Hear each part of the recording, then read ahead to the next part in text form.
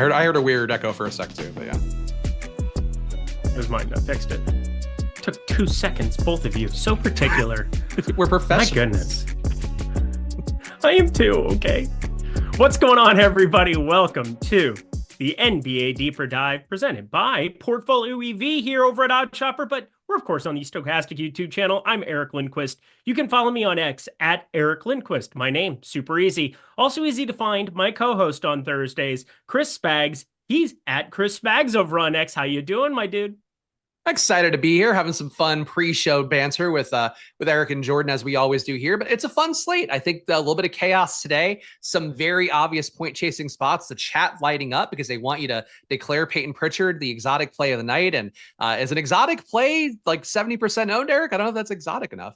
Oh, he'll be owned. I mean, the circumstances are almost better for him today than what they were yesterday. I mean, that's kind of an insane thing to say out loud. Is that like? I think this is a better matchup than Portland. I think this is a more advantageous injury report for him. There's still Tatum waiting, which I think he plays, but the spread kind of indicates that he won't. I mean, this is, for all intents and purposes, a better spot than it was for Pritchard yesterday, and he's essentially the same price. So going to be good times in the Peyton Pritchard streets. The OG exotic. What a time. What a time to be alive indeed. Anything about yesterday? Because, again, we do have Boston on the back-to-back here. Anything else that you really find interesting leading into this slate before we dig in? Honestly, nothing really. I feel like I was just trading paint last night, had some good lineups, but too much Max Christie, and he, in front of his parents, I think he went 5 for 18 or something, just missed every shot possible. That was a little bit tough to stomach, but it's nothing as depleted as Dallas was yesterday. But Boston, if Tatum were out, if Tatum and Hauser were out, is getting almost that kind of Dallas territory. So I think that's one observation. But besides that, Quentin Grimes slate today, Philadelphia starting their tanking season, it seems like, with Paul George out. It's like a really interesting slate, but with the requisite amount of kind of shitty teams without a lot of players. Yeah, it's going to be a wild one, that's for sure. It could also be a wild end of the show with Puppet Lindquist. If you guys can get us over 400, yeah, you heard me. I'm putting it out right from the get-go. 400 likes. I'm also kind of whoring out Chris Spags, so it is what it is. But he is talented at impersonating. If you say whoring out, I'm going to be taking some imaginary things in my hands, Eric. I don't know what to tell you. Look at, I'm a professional. I know. It was like so quick too. It's like you didn't want to do it. It was kind of like, I'll do it quick. It was like watching you had a little mini aneurysm there. It's like watching me whoring. Yeah, I think that was, that's how it goes. There's really nowhere to go other than to just start the show. We'll talk about Portfolio EV as we go along. 7-day free trial going on right now. You can sign up for that at the link. Yes, there will be a link down below my face, sitting right there in the video description box below. I think Jordan Klein can also throw it over into chat there.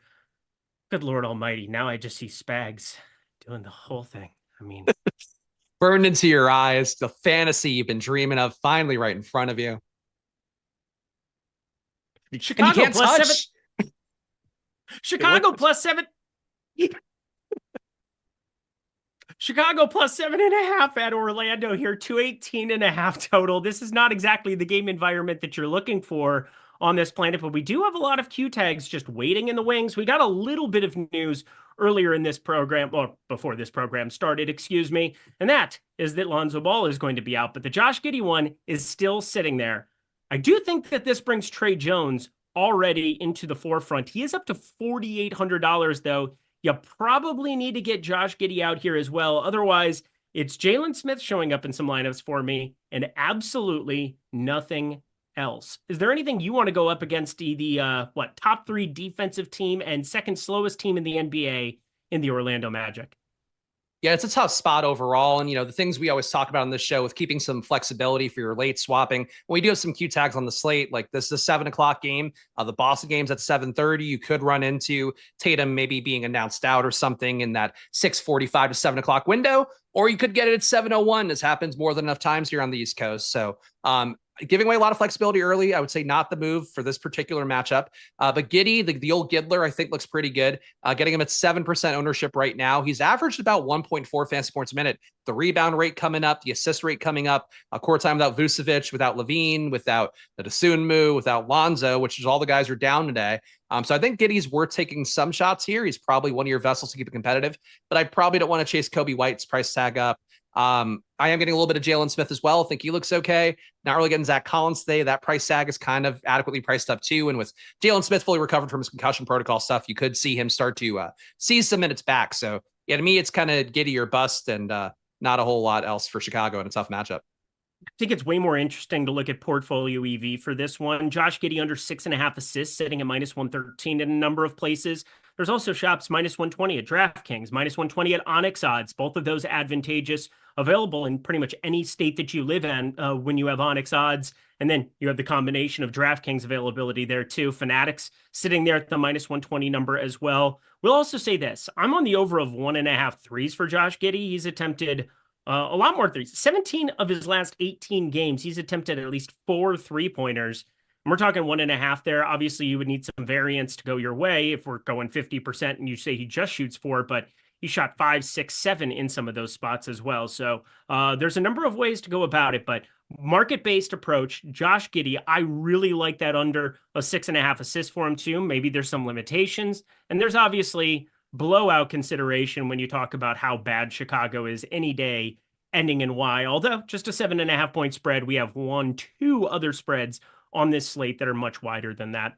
Let's jump over to the Orlando side where they get the good matchup. They get to go up against Chicago, top 3 in pace in the Basketball Association.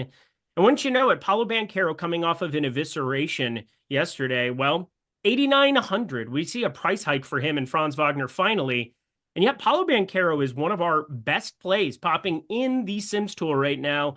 I've got him in over 60% of lineup, 62.7% exposure on your screen right now. Oh, that was nice of them to give us Josh Giddey available to play on Thursday. So everything I just talked about applies. But what applies here with the Orlando side between Banchero and Wagner, because they've been popular on a lot of slates, Spags, I really think it's warranted today. Yeah, it's warranted.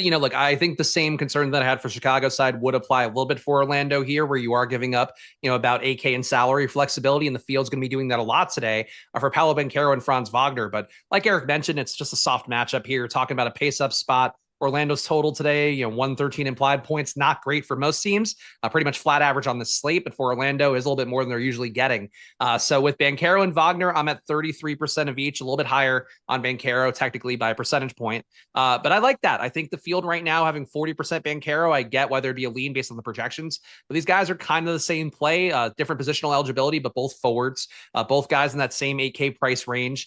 Obviously Banchero we've seen have an outlier day lately, putting up 70 fantasy points, but that could yo-yo back to Franz any given day. The rates don't really support Banchero being a substantially better player. So these guys are good plays to me. They should be core parts of what you're doing, but frankly, 33% of each feels like enough. 25% I think would feel better, especially if you have a lot of these Q tags kind of hanging around.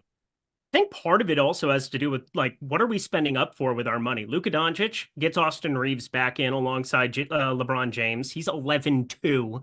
We have LeBron at 10-5 with, again, 2 of the other 3 of that 3-headed monster there. And then Jason Tatum, if he ends up playing 10-1, I think he'll end up absorbing a bunch of that ownership. You got Cat at 9,900, Şengün 9,400. This just really comes down to like, there's no Giannis, SGA, or Jokic on the slate like we've had on a couple of slates, including yesterday. And as a result, this 8K range just getting peppered a lot more by me, where Paolo Banchero, I think it just makes sense. I mean, is that something that you're thinking about at all? Because like for me, landing on Banchero against Chicago, it's easier for me to get to him on this slate than even what it was yesterday. And it would have seemed like the field is agreeing. No, it's definitely easier to get here. And I mean, that's why the ownership is sort of congregating so much. And I'm with you that, like, the pay up options, I do like Towns a little bit more than the field, but sim-wise, I'm not really getting him as much because you have some reasonable center plays that Stokastic sim likes enough. So yeah, like I certainly get the Banchero ownership. I just see like this much ownership on the first game of the slate. And, certainly you have some ways where, let's say, Cole Anthony heats up a little bit, gets some shots. And this is just generally the way I view DFS, where it's like you have the very chalky plays. How do they maybe not hit a ceiling or at least matter enough to win you a tournament? Somebody else is an outlier scoring day. If Wendell Carter starts to do a little bit more in a game, not that you're expecting those outcomes, like there are ways that you can maybe do that. So, and just get a little bit less ownership. So I get cramming these guys in, but like, if we have Q tags hanging out, I just don't want to give away like half my lineups to Banchero and Wagner. And I really don't want to have a lean between them either. I think that's one difference between me and the field as well. Well, let's go through the rest of this Orlando spot because it's a good matchup for everybody else as well. And Wendell Carter Jr., does he have revenge in his heart? I don't know. But he only played 24 minutes, got himself in a little bit of foul trouble last game. I think he's at least interesting because of that. Maybe it keeps his ownership pretty muted. We've got him 11% owned, 11.5%. He's right around 10% optimal right now in the tools, and I think that that's just fine.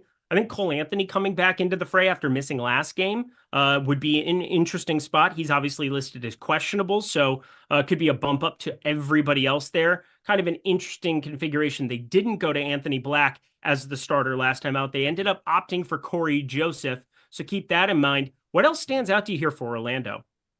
I think Cole Anthony doesn't look that bad. Getting him in 15% of my lineups feels at only 8.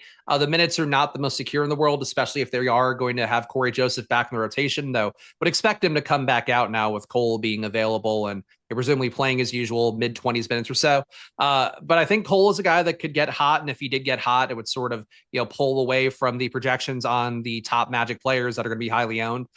Carter, I'm also getting in about 16% of my lineups. Not a big Wendell Carter guy. Some of the reasons that Eric outlined, where the minutes are not really guaranteed at this point, with Goga there, and they could go Jonathan Isaac at the 5 if they want to as well. They have ways to move away, but Wendell Carter priced appropriately. The minutes have been okay. He's never really going to give you 40 fantasy points, but he gives you 35 on the right day. That could work. I think those guys are okay enough to take shots there. KCP, not really getting to, but I don't know, man. It's so much Banchero and Franz ownership, and I just want something else to be here. That's like, you go here and maybe you get that right, and you kind of, maybe not vault the field, but at least move ahead to some lineups if you get something else on Orlando, right? Yeah, Paolo Banchero, under 5.5 assists. It's even money right now over at BetMGM. The next closest book, minus 114 over at Bet Rivers. We're talking a drastic difference right now between sports books and obviously BetMGM. There are ways to work around some of your limits that you might have there as well. Something Greg's talked a lot about on the Portfolio EV shows throughout the entire week has been the combination of like 2 picks, throwing 2 of them together that are popping in the tools. And we have an 11.6% historical ROI on Paolo Banchero there at even money. That's a really good play, I think. You can play as much Paolo Banchero as you want in DFS. You're looking for the rebounds. You're looking for the points. It's kind of nice to get something like this, Spags, where under 5.5 assists really stands out as well.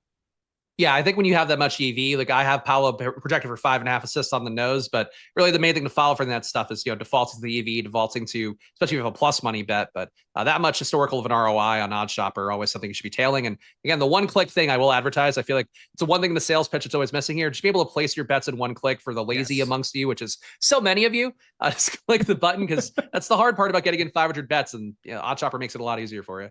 Makes it so much easier. And also, depending on where you live, it doesn't really matter whether it's Florida, where you have one book, Hard Rock, whether it's, California, Texas, where you've got Onyx odds, Fliff, Rebet. Like, we have places for you to go over to OddsShopper, sign up for Portfolio AV, and help you make money right now. Because, I'm just looking through some of the California portfolio that I have created, and I love everything at the top of the board for it right now. Yes, it's a lot of unders, but there is no doubt that there's positive EV to be had. And these are the kind of markets, not to bring up NHL too much too, but David Pastrnak sitting there with a 23.5% historical ROI on the under of 0.5 assists for him. These are the kind of things over at Hard Rock. If you have one book available to you, that's at least a pretty good one to have, where they've had some advantageous odds and some advantageous lines over in the Portfolio EV tools. So wanted to give that a shout out here as well. Anything else you want to cover on this game? Because nice to get the Josh Giddey news while we were covering it. Yeah, no, I think honestly it's an interesting game. I would say to me, if you're going to play so much chalky Banchero, so much chalky Wagner, maybe bring back Giddey on the other side, take some low ownership there. But yeah, just a game I think to be mindful of ownership. Like, whenever I see that much coming early on, it's a lot of Banchero and Wagner to be giving away that flexibility in your first game. So that's my caveat. That much coming on early. But did you have a stroke there trying to reach that one?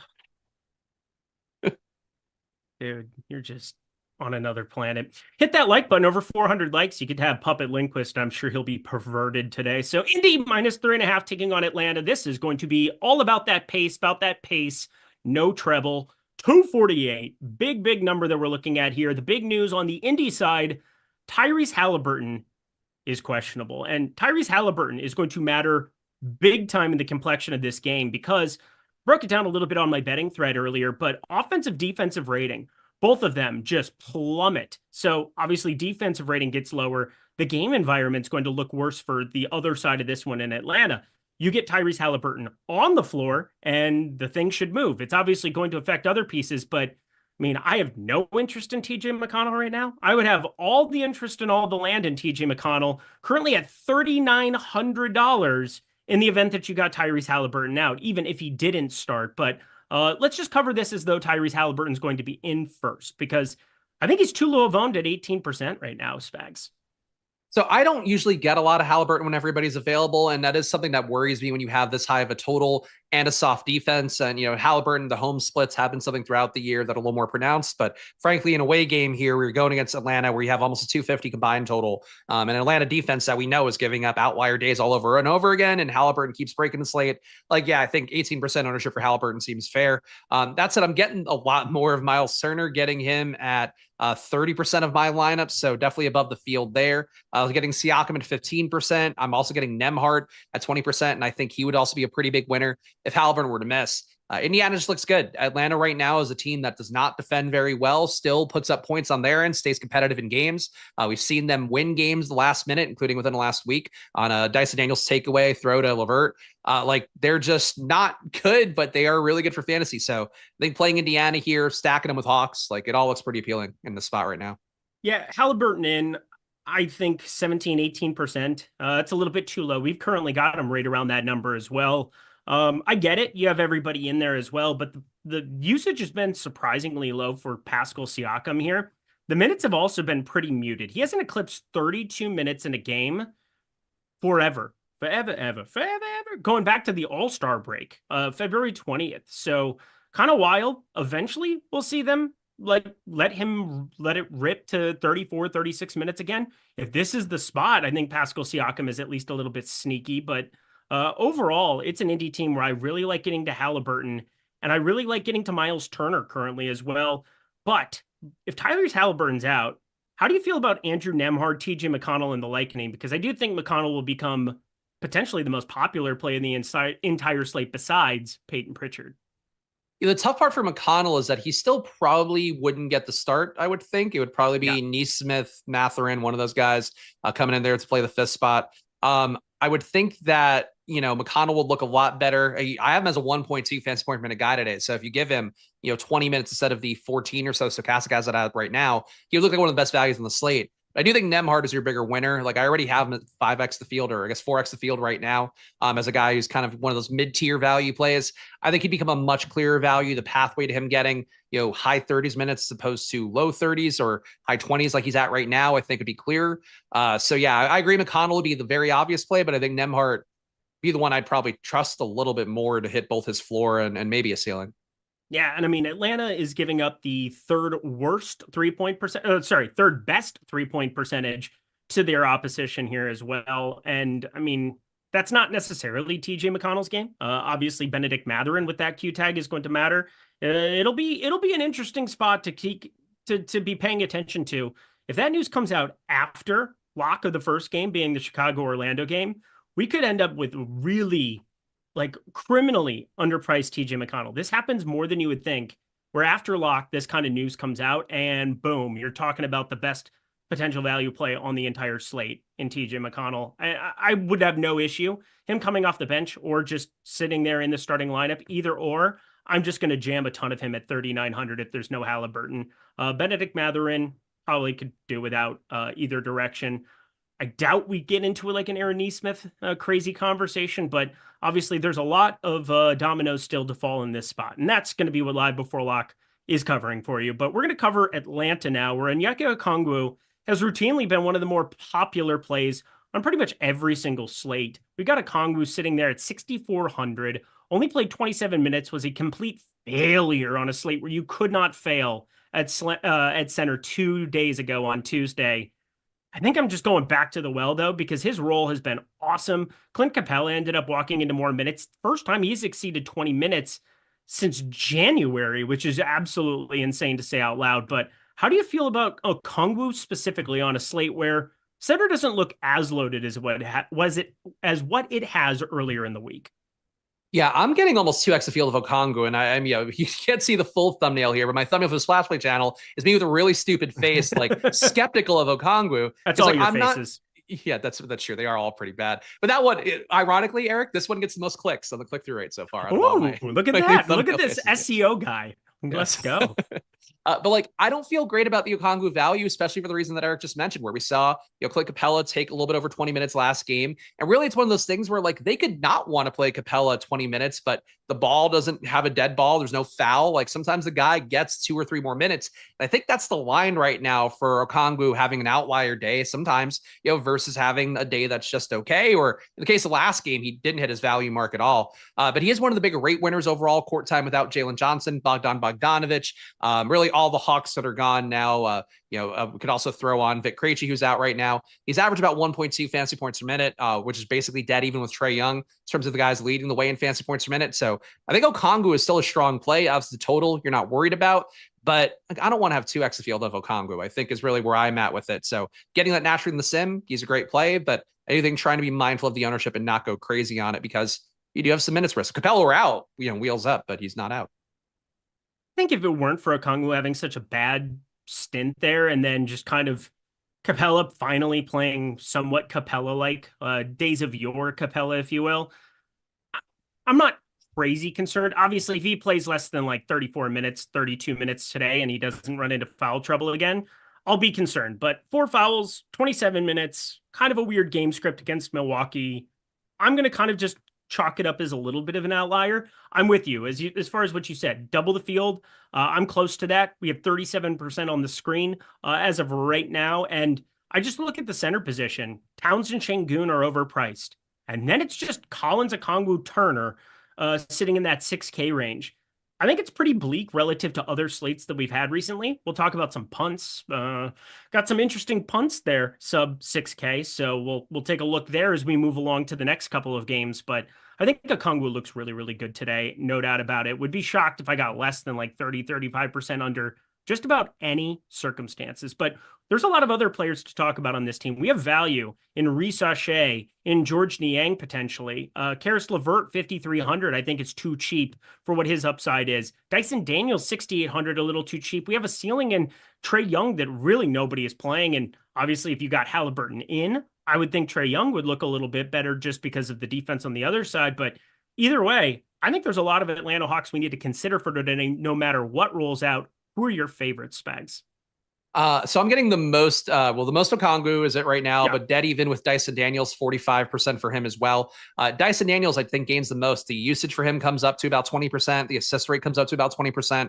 Normally he's at 18. And like, that might not sound like a lot, but when Trae Young's rates actually come down a little bit, the usage for him increases slightly, but the assist rate comes down. The fact that Dyson Daniels is more competitive there, I think, in both categories always makes him stand out for me lately for the Hawks. And then you add on top too, you're going to get a lot of usage, especially if you get Halliburton rotation. A lot of usage for guards and wings that are going to be on, Dyson Daniels going to be covering them, and that could lead to him generating some more stocks. We've seen him hit, about 45 fantasy points in games where he was terrible in offense because he has that steal upside. He's covering, pretty aggressive wings in some matchups. So I think that's the case here for him as well. So I like Dyson Daniels a lot. He'd be my, 1B guy or next to Okongwu. I'm also getting Levert at 29%. I'm getting George Niang at 21. I'm getting Reza Shea at 20, and I normally don't like Reza Shea that much. These guys are all just really good values. It's such a good total for Atlanta. Good matchup as well on the other side. Good pace overall. Like, this is your game, I think, to go to and just take pieces from. And a lot of exposure for Atlanta, Eric. But I'm hoping you're with me on pretty much every player that's going to be playing today for the Hawks. Yeah, it's like an 18-point discrepancy between this total for this game and every other total on the board, which is a pretty drastic difference. Like, there's only 6 games, and we have some sub 5K pieces, sub 5,500 pieces. I think it just kind of makes sense to be rotating through some of these guys. I don't know what to make of some of the closing lineups. Like, I mean, Reza Shea, like, I got to think eventually you're just going to let him close a lot more games. Like, 25 minutes for him against Milwaukee, 27 minutes there for Dyson Daniels. The game got a little bit wonky, and then, whatever. It ended up just being a 6-point game as it is. But I got to think that everybody is underpriced for this game environment, and it could look just steroids on steroids if Tyrese Halliburton's out, where you get all of this value on the Indy side, in addition to guys you want to take shots on the Atlanta side. So I'm with you. It's going to come down to what happens with Halliburton, because, again, I do think Trae Young would look a little bit better in a game environment where it's moving back and forth. Andrew Nembhard playing the point, specifically guarding Trae Young, wouldn't be the best, because Andrew Nembhard confirmed good at the old defense. So anything else you want to cover with this game? No, honestly, just an important game here. Like Eric mentioned, the Halliburton news is really important, but I think the Hawks all look in play and just trying to kind of keep that a little more balanced here, even though I have a lean towards Dyson and Okongwu. There's a lot of viable Hawks, so I think just get your pieces and try to keep it close to the field at the very least. Shout out to the spam filter for Boss Cat there. Oh man, people say stuff. Anyway, shout out Portfolio EV here on this spot here too. We got Pascal Siakam. He's kind of the main guy that I'm looking at here on the screen. Under 2.5 assists, low number there, but at Bet Rivers, obviously, if you have access to that one, awesome. The assist there, 5.5. I would really like that under a 5.5 if Tyrese Halliburton's in. Obviously, if he ends up out, which is, I mean, this number is kind of straddling the line on him. -120 over at FanDuel. FanDuel's been a lot sharper book. You go through our historical ROIs there at Portfolio EV, and you will see FanDuel, they've really got their stuff together this year in NBA. I'm not sure, Spags, if you've had any familiarity with that as well, but like, FanDuel's a tougher book to beat, and yet we're still finding an edge in this market. Yeah, I mean, honestly, I think it goes in waves day to days, where I notice there's a lot of DraftKings lines looking plus EV and some of the tools out there, including OddsShopper. A lot of days where it's FanDuel, but I think sometimes people think you can't beat DraftKings and FanDuel, and you're most at risk to get limited on them. But in reality, like, you can have a very good portfolio even if you don't want to sign up for every book like you should do, and just playing off of FanDuel and DraftKings and finding more than enough plus EV bets on OddsShopper for a given day.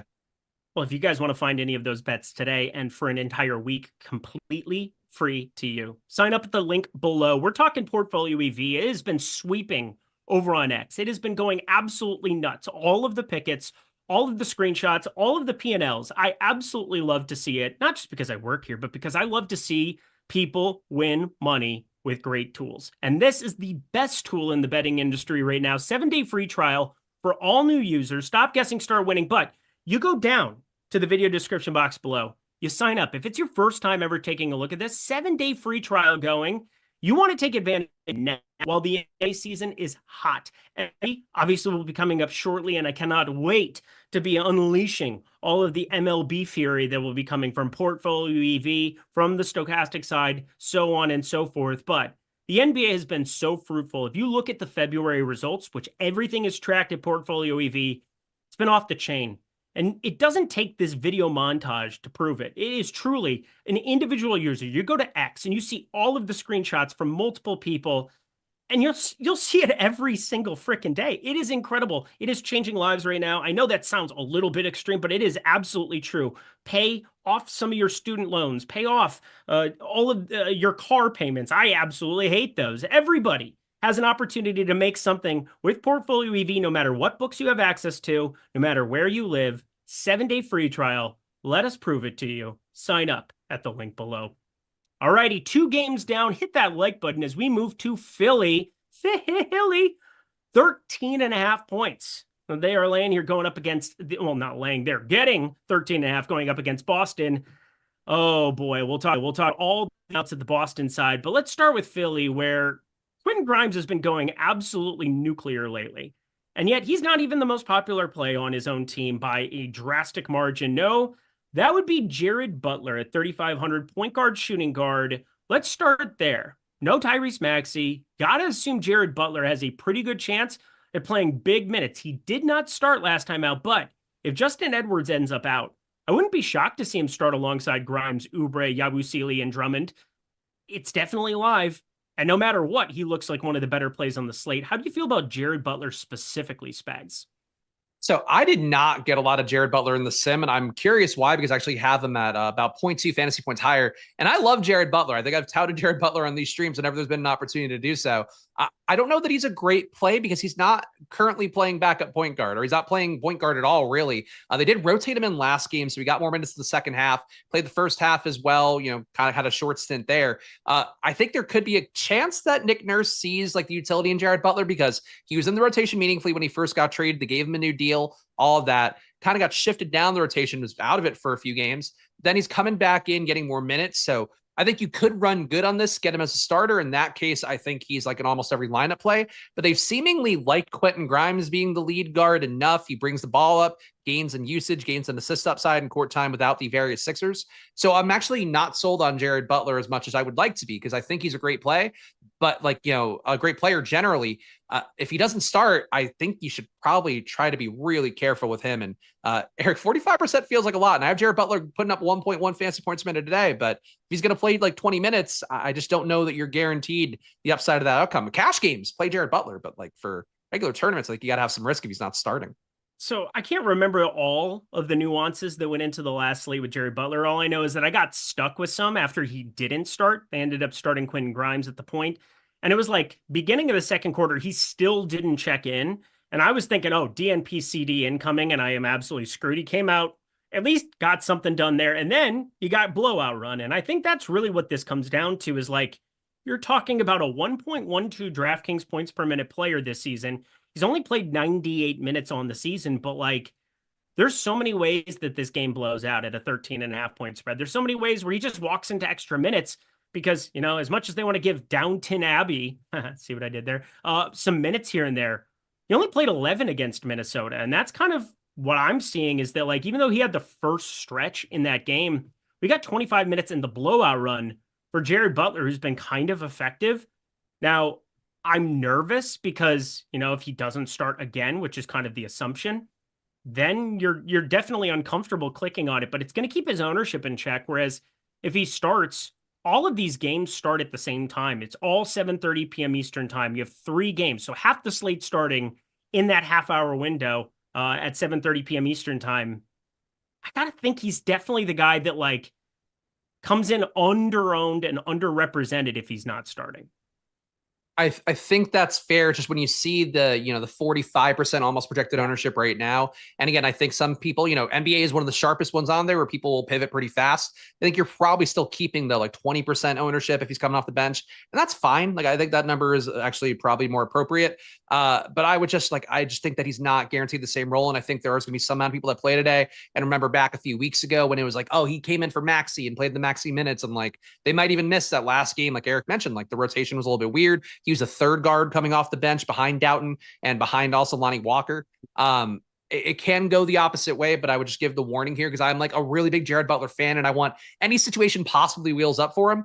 I just don't know that is actually the wheels up spot because you have enough guys like Oubre and Grimes are probably playing, high 30s minutes here. And those are enough ball handling for most Sixers lineups. Well, speaking of the Sims tool, not really getting me on Quentin Grimes right now, and I'm okay with it, but not okay with it just when you think about out loud how many minutes the guy's been playing. 38, 38, 37. And those have not been close basketball games, with the exception of the Golden State one. A surprising little W there on the Philadelphia side of things. But my God, Spags, my God. What do we do here with Quentin Grimes? 33% owned. There's a lot of places to go on this slate, but I mean, with no Maxey, with no Embiid, with no Paul George, He's been playing a boatload of minutes. He is a scary fade on today's slate. So court time without Maxey, without Embiid, without Paul George, and Grimes has only been there since the trade deadline, so it hasn't been enough time. Grimes has put up 30.5% usage, 25% assist rate, 0.95 fantasy points per minute. And frankly, that number seems a little bit low with how much usage and assist upside he's getting. But like Grimes really does become a lead guard when you have all these guys out. And he also can contribute some steals. He can contribute some rebounds. The assist upside, again, just mentioned that's a pretty high number for him in terms of assist rate. I think that's a little bit elevated because it's not a big enough sample size to trust it. But like he is really involved in this team. And I think people sleep on Quentin Grimes. I was really discouraged when the semi-round before the show I was not getting as much Grimes with just Stokastic data. But with my data here, I have Grimes probably too highly projected, but I think he's going to get usage today, and I'm getting him, Eric, in 55% of my lineup. So I am team Grimes. Would love to flatten it out with Oubre a little bit more because I think they have a similar kind of run out. Both guys going to play high 30s minutes, but I love Grimes. He just does a little bit of everything. And if you play almost 40 minutes doing a little bit of everything, that's how you can have an outlier day, even if he doesn't put up, the 40 real life points that he does sometimes put up. Yeah, well, this is a team that matters a ton to me because then the next guy, Lonnie Walker, he is popping like crazy in the Sims tool. 3,400 for him, so he's $100 less than Butler. He's also drastically cheaper than Quentin Grimes, and I got to think if Grimes ends up failing, you're probably looking at a good spot for Lonnie Walker minutes, probably looking at a good spot for Lonnie Walker usage, because that's traditionally, going back to the Spurs or wherever else he's been, something that you're expecting from Lonnie Walker. He's got to do it through scoring the basketball. 3,400, there's a little bit of cushion for failure there, but we're going to get other good value. If McConnell shows up, that's going to look interesting as well. How do you feel about Lonnie Walker here? Because this could be one of the more important plays for the Sims relative to the rest of the field. Yeah, he's been getting some minutes lately, played 20 plus last game. Today projected by Stokastic to be mid-20s. The big thing for him is that he's been shooting terribly since coming in this year, 40% true shooting, only 26% from three, but he's not that bad of a player. I mean, we've seen him in the league before, so he's probably due to positively regress. So I don't mind Lonnie Walker today very much at all. I think he's not as nearly a priority, like Grimes, like an Oubre would be for me. I would say too, like I am getting more of Lonnie Walker right now than Jared Butler, but I think Butler to me looks, like a better play on his face. I just, for whatever reason, got low on him today. I'm okay with Lonnie Walker. I don't think he's a great play, but I do think he is one guy you're going to get, and you probably should get, 10 to 20% of, which is pretty much every Sixer who's getting minutes. I think you want probably at least 10% of. Yeah, and then probably my two favorite plays relative to the ownership that are coming from this team, Guerschon Yabusele and Andre Drummond. I think they look incredible today, and there is no big on the other side. Al Horford is out. Kristaps Porzingis is out. It is Luke Cornett, and everything is blue for him and himself. We're going to roster a lot of Yabusele. We're going to roster a lot of Andre Drummond because I don't know how Boston rebounds in this spot. In fact, they're going to have to send guards like Peyton Pritchard probably live for another big rebound game if we're being live, or if we're being, real about this, because I just don't see, even in a game where, they're 13.5 point dogs, how Philly doesn't win the battle of the boards here with these two guys specifically, Spags. I agree with you conceptually. I just worry, though, the minutes for Drummond not necessarily secure. Granted, last game, only got away from him, but he only got to like low 20s minutes in that one. Drummond, too, the rates this year, he's just not the same Drummond. I know the Portland game kind of throws you off the scent where he's putting up a monster day there. But in general, we're looking at a guy who's rebounding well, but not getting as much usage, not getting as much assist upside. And I think for Drummond as well, I don't know. I just think he's not really the same guy. But I also think, too, like if Boston knocks down a bunch of threes and they can do that with any version of their lineup, he's also a guy that gets played off the court, too. So I think there's enough ways that Drummond doesn't get his full run, blowout, matchup not working well. They can go small, space him off the court. I think there's enough ways that I don't want to go crazy on him, but that could also be partially coped because I'm only getting him in 10% of my lineups in the fields at 15 right now. I just love them. Oh, I'm going to be in a lot of trouble if this game does not actually have fantasy goodness. We'll jump to the Celtics side here in a second. Let's check out Portfolio EV super, super quickly here, Jordan Klein as well, because obviously this is a game that there's just fantasy goodness. There's also a lot of prop goodness coming our direction as well. If you look at the screen on playback, if you look at anything that we have going, sorry, not on playback here right now. If you look at the screen on YouTube, there it is. Justin Edwards, under 17.5 points plus rebounds plus assists. I don't mind that one so much either. Quentin Grimes under 2.5 3-pointers this direction. Quentin Grimes under 4.5 assists. Yabusele under 13.5 points. I mean, there are so many plays that are popping at the top of the tool here. Nothing with crazy OS ratings at the moment, but I could see stuff getting steamed up here as we get closer to lock. And obviously the Edwards news, if he ends up out, you could see some props even further inflated. So pay very close attention to those Q tags. But we got two of them on the Boston side as well, Spags. Sam Hauser, Jason Tatum, they're questionable. And that's in addition to Jaylen Brown out, Kristaps Porzingis out, Al Horford out, Drew Holiday out. Said it at the top of the show. It's an even better spot than yesterday for Peyton Pritchard. 43 minutes for the guy off the bench. What in the absolute world?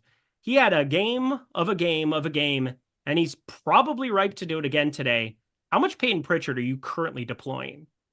So I am only getting 36% Peyton Pritchard right now, which I'm a little surprised, guy, because I do have him about 2.5 points higher than the Stokastic projection right now. But I assume it's because there's other players I'm being pushed to a little bit more. I like Peyton Pritchard a lot. I don't know that I would call him a free square like some people in my last YouTube chat on my Splash Play stream were mentioning. I think he's a good play today. I think he's going to get you most likely high 30s minutes. I do think, though, at a certain point, people seeing yesterday a 70 fantasy point day where he put up 40 real life points, I don't think he's going to get you quite there today. Maybe he can if you get Tatum out. The odds of that happening again, I think, increase. But like 40 real life points doesn't happen that often. They especially don't happen very often for 6 men coming off the bench. So I'm cool with being with the field on Peyton Pritchard. I'm also happy for me to be closer to 40% because then I can get some different looks out there. I think if Tatum goes out, everything's out the window here. Derek White and Peyton Pritchard probably find their way into every lineup because of how projections work. But I think there's reason to be a little bit measured against Boston here if Tatum is in, because Tatum looks pretty good. Derek White and Pritchard look fair, I would say very good relative to their salaries. But they're not free. Like, they are still a salary. So I'm a little bit worried, Eric, about being under on these guys. But I do think, like, the game theory of DFS, you don't chase these guys who just went for 70 fantasy points, multiples of them yesterday. I don't feel like it's chasing Peyton Pritchard when we have him projected for better than like 6.5x. I mean, the guy just looks ridiculous. I mean, he looks absolutely ridiculous today. And as you said before, if Tatum ends up out, I'll just build with Derek White, Peyton Pritchard, and just move on with my life. But those aren't the only guys that exist here. We've got Luke Cornett. We got Sam Hauser. Both of them gigantically important plays. And Sam Hauser, I don't know what to do with here. Small forward, power forward, obviously great utility. Played 32 minutes yesterday. I saw the exotic play of the night. I saw that. Jordan Klein. Just couldn't miss on that opportunity. Couldn't miss on that opportunity. Lots of exotics existing on the Boston side here. How do you feel about Sam Hauser, Luke Cornett? Because they are also showing out in a boatload of my lineups. Yeah, I think they also look pretty good here. I do think Cornett is going to be most likely getting some amount of guaranteed run here. The ownership does seem a little bit much. I am getting 15% Cornett, Fields at 37%. So that's a lot of Cornett. And I think rerunning the sim, I might get my numbers a little bit closer here. So I'll give that caveat. Yeah, Cornett, 27 fantasy points at his salary. A little bit tough to go at the center spot. If Drummond does go nuts, it does feel like Neemias Queta would be your guy who would be a little more of a match size-wise, physicality-wise, but Drummond is an old Drummond anyway, so I think Cornett's fine. Would think he starts here, especially if you get Tatum out. I think at that point, he's almost guaranteed to start. So another good play here. I would favor him over Sam Hauser, who I'm not getting very much of at all. I think Cornett is a pretty good value to go to today, with them just needing some size for this matchup. Big Cheese, best live before lock duo on the channel. Thank you for the top-notch knowledge kick, and you are so very welcome. I mean, Spags and I, we have years of experience doing this together, even though it might not always seem like it because we haven't been on enough shows together in recent years. But this is the guy that I started. He's the lifeblood. He's actually the OG between the two of us. So I appreciate being on shows with Spags, and I appreciate you appreciating us. How does that sound? Oh, that sounded good. That's really eloquently stated. But I appreciate, it's nice to hear nice things in chat. I feel like sometimes the internet misses that, Eric. A little more kindness, a little more positivity goes a long way. Yeah, I have nothing positive to say about this next game, so that's for sure. Golden State, Brooklyn, 223.5 total. Both teams getting exponentially more healthy. We have Jonathan Kuminga. He's a game or two away from returning. Noah Clowney, he's a game or two away from returning. That's it. We kind of know exactly where we're getting from the rotations from the Golden State side now, which is wild. Outside of like a hot shooting Buddy Hield game or Gary Payton II playing himself into more minutes for defensive purposes, it's been much more predictable since you got Jimmy Butler short in there, and Moses Moody been routinely playing, more minutes than anybody expected this season. Brooklyn, nobody really popping there. I'm going to lump this entire game together to save us time. Nobody's pulling more than 9% ownership, that being Draymond Green. Nick Claxton, 9% ownership. I think they're the only two players from this game I have in more than 4% of my lineups currently, Spags. Is that warranted? I mean, I think there's at least a couple compelling plays here. Like maybe not compelling, but good enough plays. Like Draymond Green, 11%, I think is a center option as well. You're getting enough Luke Cornett ownership that having a guy is a little more highly priced and gives you theoretically some floor. He's had ceiling, honestly, more than I would think Jimmy Butler in, so I can get there. Pajemski getting 15% of him. He's kept his minutes. His rates have stayed pretty solid. Jimmy Butler back in as well, so I don't mind him.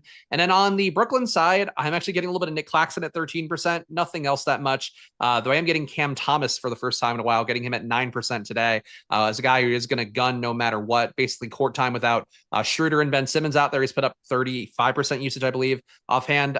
So these guys are going to be okay, I think, today. I'm with you. It's not an appealing game, but I also see, a not own Steph at all. I'm getting 5% of him, Fields at 3.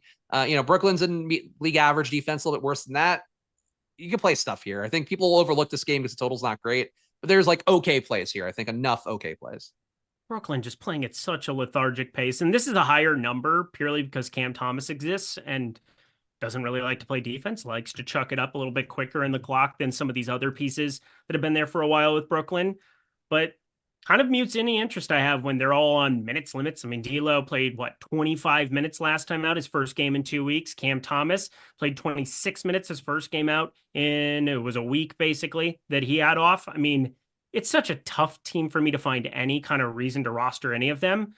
Day'Ron Sharpe is up to 4,900 as a backup center now. I mean, there's just so many disturbing things with Brooklyn that it's hard. And then Golden State, we're now looking at Steph Curry at 9,300 against Brooklyn. The guy was 600, like a week ago. So Steph Curry, his price has continually gone up. He's been playing well alongside of Jimmy Butler, who's been out there creating, doing other things that aren't necessarily shooting the ball well. I think he's 2 for 20 from 3 in a Golden State uniform. But overall, Spags, it's just a game that if you get some filler, lineup filler, sweet. But otherwise, I'm pretty much off it. Yeah, I think it's like kind of a game, one-off pieces here under 10% owned. Like if you're trying to force that in an optimizer kind of play, I think you would get these guys a little bit more. And the Golden State total, despite it being a low-pace spot and Brooklyn being, again, not an awful defense, not a bad total for Golden State at 117 either. So yeah, I think I'm with you conceptually. The game itself, not appealing. People love to ask about game stacks. This is really not one of the games you even think about that. If you were to ever think about that, but like there's good one-off pieces, I think, here because nobody's above 10% owned and somebody will hit. Let's take a look at Portfolio EV then. I know Moses Moody was really popping on DraftKings a very short amount of time ago. Yeah, he's still there. Under 1.5 3-pointers. He's plus 105 there in that department. Again, the usage has been down for him here of late. That makes sense when you're starting and playing next to a Steph Curry, a Brandon Pajemski, a Jimmy Butler, even a Draymond Green here at the moment where it does play through from him from time to time. But Moses Moody, 1.5 threes there, plus 105 over on DraftKings. That is your top play here. And I think it's pretty darn good. 11.8% historical ROI. When you see these assists and you see these 3-point line, Spags, they look pretty damn good on OddsShopper day in, day out. Yeah, no, I agree. I mean, the historical ROIs usually speak for themselves for the most part, but I think you laid it out pretty well. Moses Moody, just one of those guys where you move into the starting group and you're going to lose usage, and people often miss that. They think guys just kind of stay the same guy no matter what group they're in. Well, we got 2 more games to get to. Hit that like button. It's got to get over 400 if you want the puppet to come out and say, hello, or whatever he says. He sounds like that in my head. God damn it. Anyway, Portfolio EV link join. Hey, friends, do you guys want to get all of the DFS tools for free or potentially? Do you want to sign up for any of the Tails packages for free? Or do you want to take advantage of so much goodness we have going? We got 12 partners that are going to pop up on your screen right meow. We've got 6 over on the left side of the screen, that being the link join there. Jordan Klein, did you put it up there? There it is. Trying to stall. 6 of them on the left side of the screen, 6 of them on the right side of the screen. Pick them on the left. Sportsbook's on the right. Good stuff, good times to be able to jump into the streets and take advantage of all that we've got going for you over at Stokastic. DFS Sims tools for free. All you have to do is sign up with one of those 12 sites, and there's tons of great deals going. Bet 5, get 50 over at Bet365. Bet 5, get 50 at Pick 6 right now. Doesn't matter where you sign up at, as long as you follow these simple steps on the next screen. Wait for it. Jordan, go to the other screen. God. Jordan. It's okay. Our innocent Asian employees getting bossed around by Ehrenberg. It's okay. Just, it just says it on the run sheet. Don't mind me. We got ourselves. What did you say? You're the one throwing hero when you have a part Asian co-host and an Asian producer throwing out a hero. Unbelievable. No, that's like Josh talking about Flint, Michigan. We got 4 steps you follow on the screen. Choose one of them with the promo. Sign up, deposit, pick a bet down below, and as soon as it settles, you email to support@stokastic.com. Get the DFS tools for a month for free. Fantastic stuff, everybody. Take advantage. I just simply said, dude, go to the screen. Whatever. We continue on our merry way. 2 games to go. Once again, hit that like button. Jordan Klein, I love you so much. Houston, -4.5 at New Orleans, 230.5 total in this one. In fact, both of these last 2 games, 230.5 totals. Pretty wild to be looking at, that's for sure. But let's start off the discussion here because Houston getting drastically healthier. They still are without Fred VanVleet, but Jalen Green is at 7,300. It's weird. We've seen him upwards of 7,600, 7,300, kind of bouncing around all over the place. There's usage for Tari Eason. There's usage for Alperen Şengün. Amin Thompson a little bit here as well. But Jalen Green still wins the usage game amongst all of them. He feels like a great contrarian play to kind of fit into lineups here. Decent positionality, although there are some other interesting shooting guards looking at the entire Philadelphia team. But how are you feeling about Jalen Green on today's slate? Because I really like him for tournaments.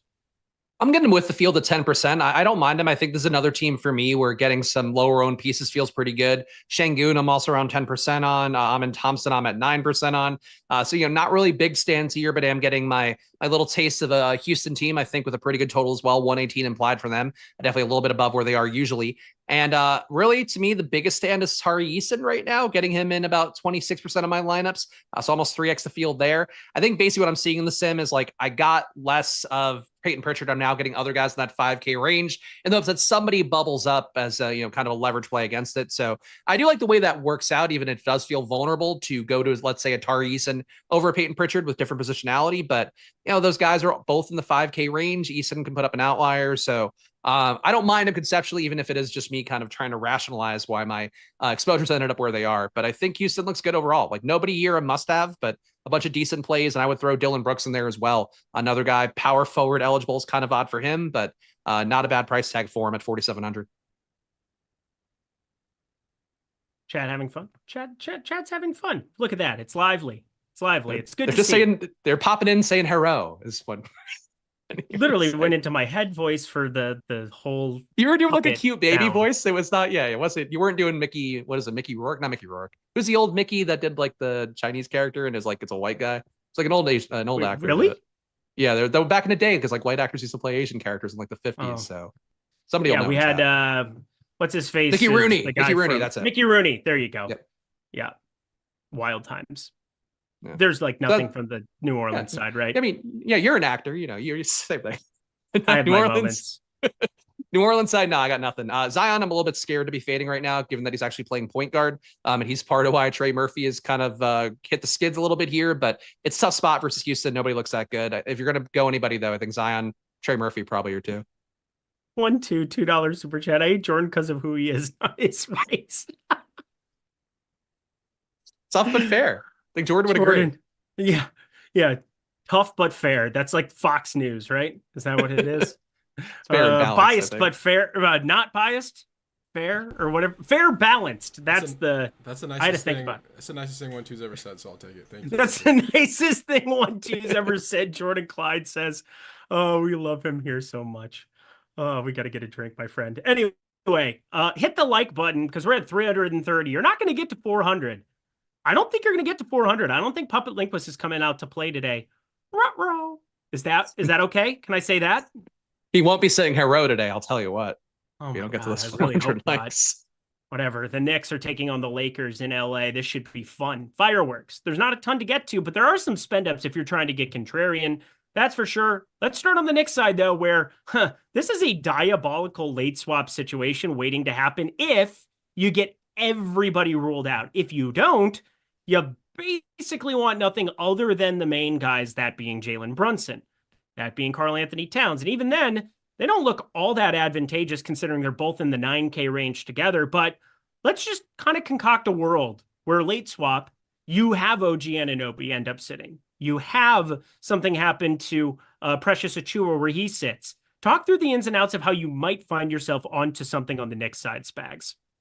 Would think you could hot swap Anunoby to Bridges right away, and that would be a logical thing to do. I'm not a Bridges guy. He's been awful on the year, 0.77 fantasy points per minute, but that would be an easy way to kind of tackle that one.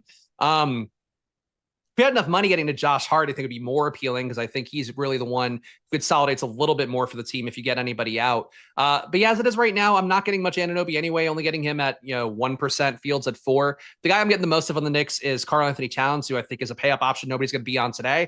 And he'll be facing Jackson Hayes and Dorian Finney-Smith and Vanderbilt, and not a whole lot to worry about there, even though the Mitchell Robinson minutes are creeping up a little bit. And, those guys aren't playing a whole lot together, if at all. But Towns, I think, is really the one play I want here. I have him at 51 fantasy points projection today. So on a slate where nobody's going to be playing him as a pay-up option, I think he's an appealing pay-up option. Yeah, other slates, I'd try to take a shot on Miles McBride here at 4K.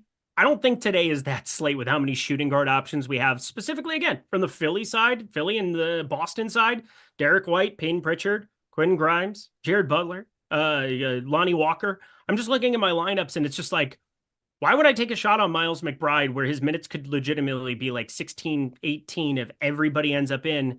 You would need everything to break his way. And even then, point per dollar, he wouldn't even look all that good relative to those other options. So, there's almost no point in doing it, right, Spags? Yeah, I think that's a fair way to look at it. I mean, look, I do think McBride would find his way to more minutes. It seems like Achiuwa is getting squeezed. I mean, that could always change around, but it's not like he's getting squeezed by Mitchell Robinson being back in. So if you get Anunoby out, I think McBride getting more minutes would look okay. But yeah, it's tough to plan for it because you're really not going to have ownership by the time this game rolls around for the most part. Yeah, the only two guys that are really getting owned from this game for me come from the Lakers side. They're pretty straightforward. Luka Doncic, LeBron James. It's a slate with a lot of value already. Could have more value depending on what happens with Tyrese Halliburton and the likening. But you're going to have to spend money somewhere. Why not for Luka Doncic and LeBron James here, currently in 24% and 20% of my lineups, respectively? I'm okay with that, playing my 50 allotment today. I feel pretty good about both of them in this spot, going up against a Knicks team that used to try to play some defense back in the Isaiah Hartenstein days. Not really so much in the Karl Anthony Towns rim protector days because, well, he doesn't rim protect. So that should be fun. How do you feel about those two spend up options relative to the entire slate to round us out? Yeah, I'm not getting much Luka. I didn't juke the rates for the Lakers today, which I think is part of the issue. I'm keeping these guys kind of flat because both LeBron and Luka to me look like very similar players. I'm getting 6% LeBron, 4% Luka. I would like to get closer to 5 to 10% of each. I think feels about right. They both have similar upside. Luka being more expensive, it makes them harder to get to, but it seems like the field's getting there. So I'm comfortable playing those guys, but there's not occurring a lot for me, and I think I'd rather take shots on Towns on the other side. And I think Austin Reeves doesn't look that bad, getting him at 7% as well. He's not going to be played very much, but not a bad price tag. And maybe he gives you some of that flexibility if you have him with other parts. So I think these guys are okay, but really just not priorities for me. On the number 400? On the number 400 legs? Hang on 1 second. We got to talk. We got to check in with Portfolio EV as we round out our program. Obviously, it's behind my head. You guys can sign up for that 7-day free trial down at the link below or the link in chat. You guys want to support this channel. You want to support us, Chris Spags, myself, all of us lovely human beings here over at Stokastic and OddsShopper. Sign up for Portfolio EV. Try out that 7-day free trial. See the power of the tool for yourself. And then the rest will take care of itself because you will not want that tool to go anywhere. No matter what size bankroll you have, we can help you make money. No matter where you live, we can help you make money. So take advantage of that. Jackson Hayes under 5.5 there, popping plus 104. That is at the top of the screen there. Under 8.5 assists. Luka Doncic, that's been staring us in the face as well. 8.7% historical ROI. You really do love to see it. So check out Portfolio EV. We've gone throughout the entire show and covered bets for you for free. Check out this for free while you're at it. But that does it for us. Chris Spags at Chris Spags over on X. Tell the people where to find you, and then do your worst. You can follow me on Twitter at Chris Spags. Please check out my NBA channel at Splashplay NBA. I do streams at 4 p.m. every day, right before this stream, so no interference there. And we're right at 1,000 subs, so please just go over there, hit the like, subscribe, and say hello. And people sometimes could think that's inappropriate, but in reality, I love Asian things. I voted for Shogun to win the Screen Actors Guild Awards. I love Panda Express. I love Jordan Klein and stealing his money at golf because he's not very good, but old Puppet Lindquist knows how to swing the club around. I was just going to go the wall line before lock here, but it's a pleasure. I could make a joke about my genitals as well if I wanted, but I won't do that here. We'll call it a day. Thanks for the like button, guys. See you soon. I'm more popular than Spags. Oh, goodbye, Puppet. That was mean. He hurt me on the way out. That wasn't very nice. No, it was hurtful. It wasn't very nice, but it was a very, very nice intro there. And accurate, yeah. Let's get out of here. Follow him at Chris Spags. Follow me at Eric Lindquist. Live Before Lock coming up next with Greg Ehrenberg, Matt Belman, right here. Don't turn that dial. God, Jordan Klein, son of a biscuit.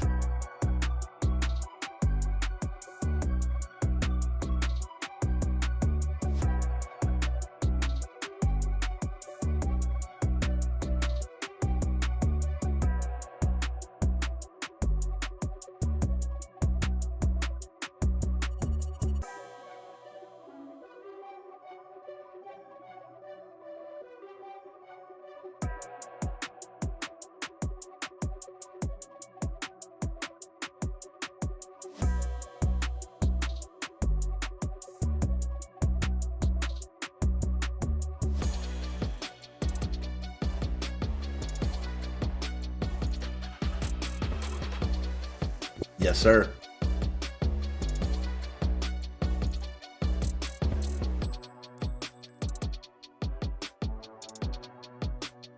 What is happening, everybody? Time for NBA Live Before Lock here, which, as is tradition, we get a massive piece of news right before we start the program here. Sam Hauser. I mean, normally it wouldn't matter that Sam Hauser is out for the Boston Celtics, but it sure as shit matters on this slate, Matt Belman, because we have got so many players who have been on the injury report, on and off the injury report for the Boston Celtics over the last couple of weeks. But here's the fully updated injury report now for the Celtics, because everybody who is on the injury report has either been ruled in or has been ruled out. So Jason Tatum in, Sam Hauser out, Al Horford out, Drew Holiday out, Kristaps Porzingis out, Jaylen Brown also out. Shit is going down with the Boston Celtics today. Do us favors, you guys are watching here. Like the video, subscribe to the YouTube channel. If you want to sign up for any of the packages here at Stokastic, which it comes with access to our Discord channel. You can ask us questions over the course of the show or after the show when we're on playback. That is always going to be available to you. If you're in our Discord channel, you could sign up using any of the links that we have down below in the YouTube description box. You could find those links as well in the YouTube chat. And then, in addition to that, if you want to know the easiest way or I should say the most cost-effective way to sign up for any of our packages, our link join offers. We got Fanatics and Chalkboard. They have recently gotten on board. You sign up for any of our affiliate partners, you get 1 free month of NBA core access for each one of those that you sign up for. And a lot of those offers also come with deposit bonuses. You get deposit bonus, you get free squares on some of the pick'em sites, you get a month free of NBA core access. It's a great deal. Take advantage of it if you haven't already. Who knows how long it'll be around for. Matt, how are you doing today? I am good. I was going to say it's probably the greatest compliment Sam Hauser's ever gotten, calling him massive news for any DFS slate, but I'm with you. I had a really good night last night, finished high in the 777 with Pritchard. So I'm hoping to run it back tonight. Although, man, this Boston news is just slate shattering in terms of how much Boston is too much Boston now. You ready for more slate shattering news? Never, but always. Tyrese Halliburton was just ruled out too. So, wow, that is massive. You might not be even bigger than Sam Hauser somehow. I didn't know he could get news bigger than Sam Hauser, but Tyrese Halliburton ruled out. Yeah, that's slate on any slate. Like, even if that were a massive slate, that would be huge news. So certainly tonight, yes, suddenly it's becoming a slate kind of like last night where the value is just becoming overloading.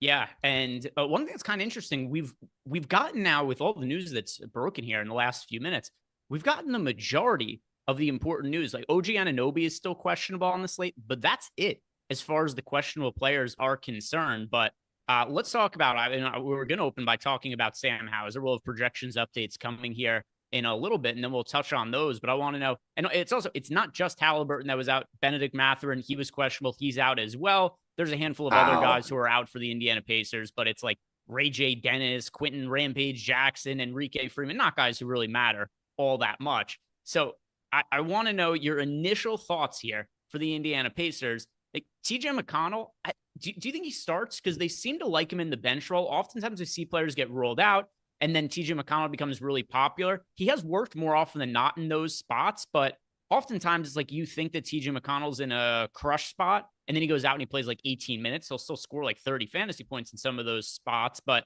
what are you expecting for the starting lineup for the Pacers? Is it going to be McConnell? Do you think they go in a different direction? So I don't think it's McConnell because it's usually not. I don't think it matters, though, because like you said, he's a high fantasy producer. Now he's going to get bumped up to probably around 20 minutes. And no Mathurin, I think, really helps his minutes cause here. So I think McConnell and Nembhard, Nembhard now becomes, they both become two of the strongest plays on the slate, arguably can't get away from guys. We also have Boston, like really good plays though. So not quite sure how they're going to look in the landscape of those guys, but man, Nembhard and McConnell. And that's if McConnell's not starting. If he somehow is starting, you just play him and move on.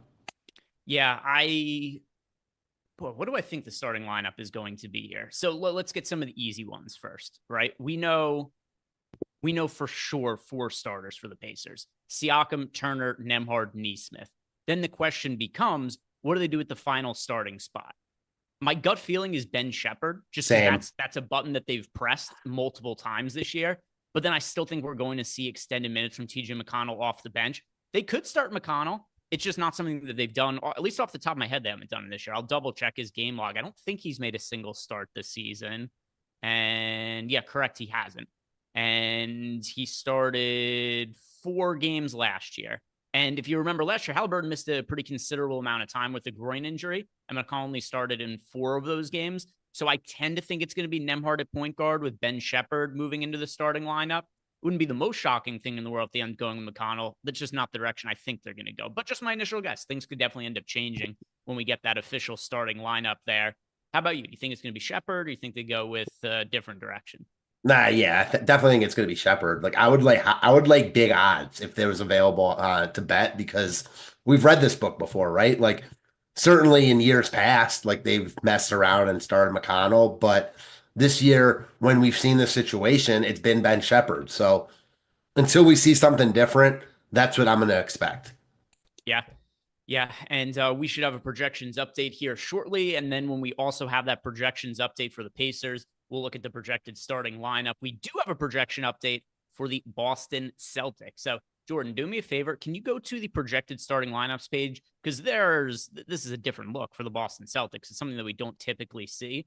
So let's look at the starting lineups and then just see who is the starting five we have projected for the Celtics. And then people will know. Oh, so at least as of right now, we haven't penciled in who we think the fifth starter is going to be. It looks like we had, if I'm not mistaken, four.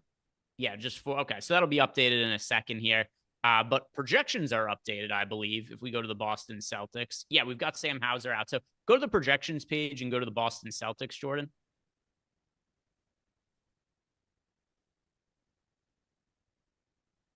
Yeah, so you see here for Boston, no real surprise. Jason Tatum, massive projection on him considering all the other usage guys who are out. So we've got Jason Tatum in for 56 fantasy points. So first thought here, Matt, how high of a priority is Jason Tatum as a spend-up option on FanDuel and DraftKings today? I've got the same answer for both sites.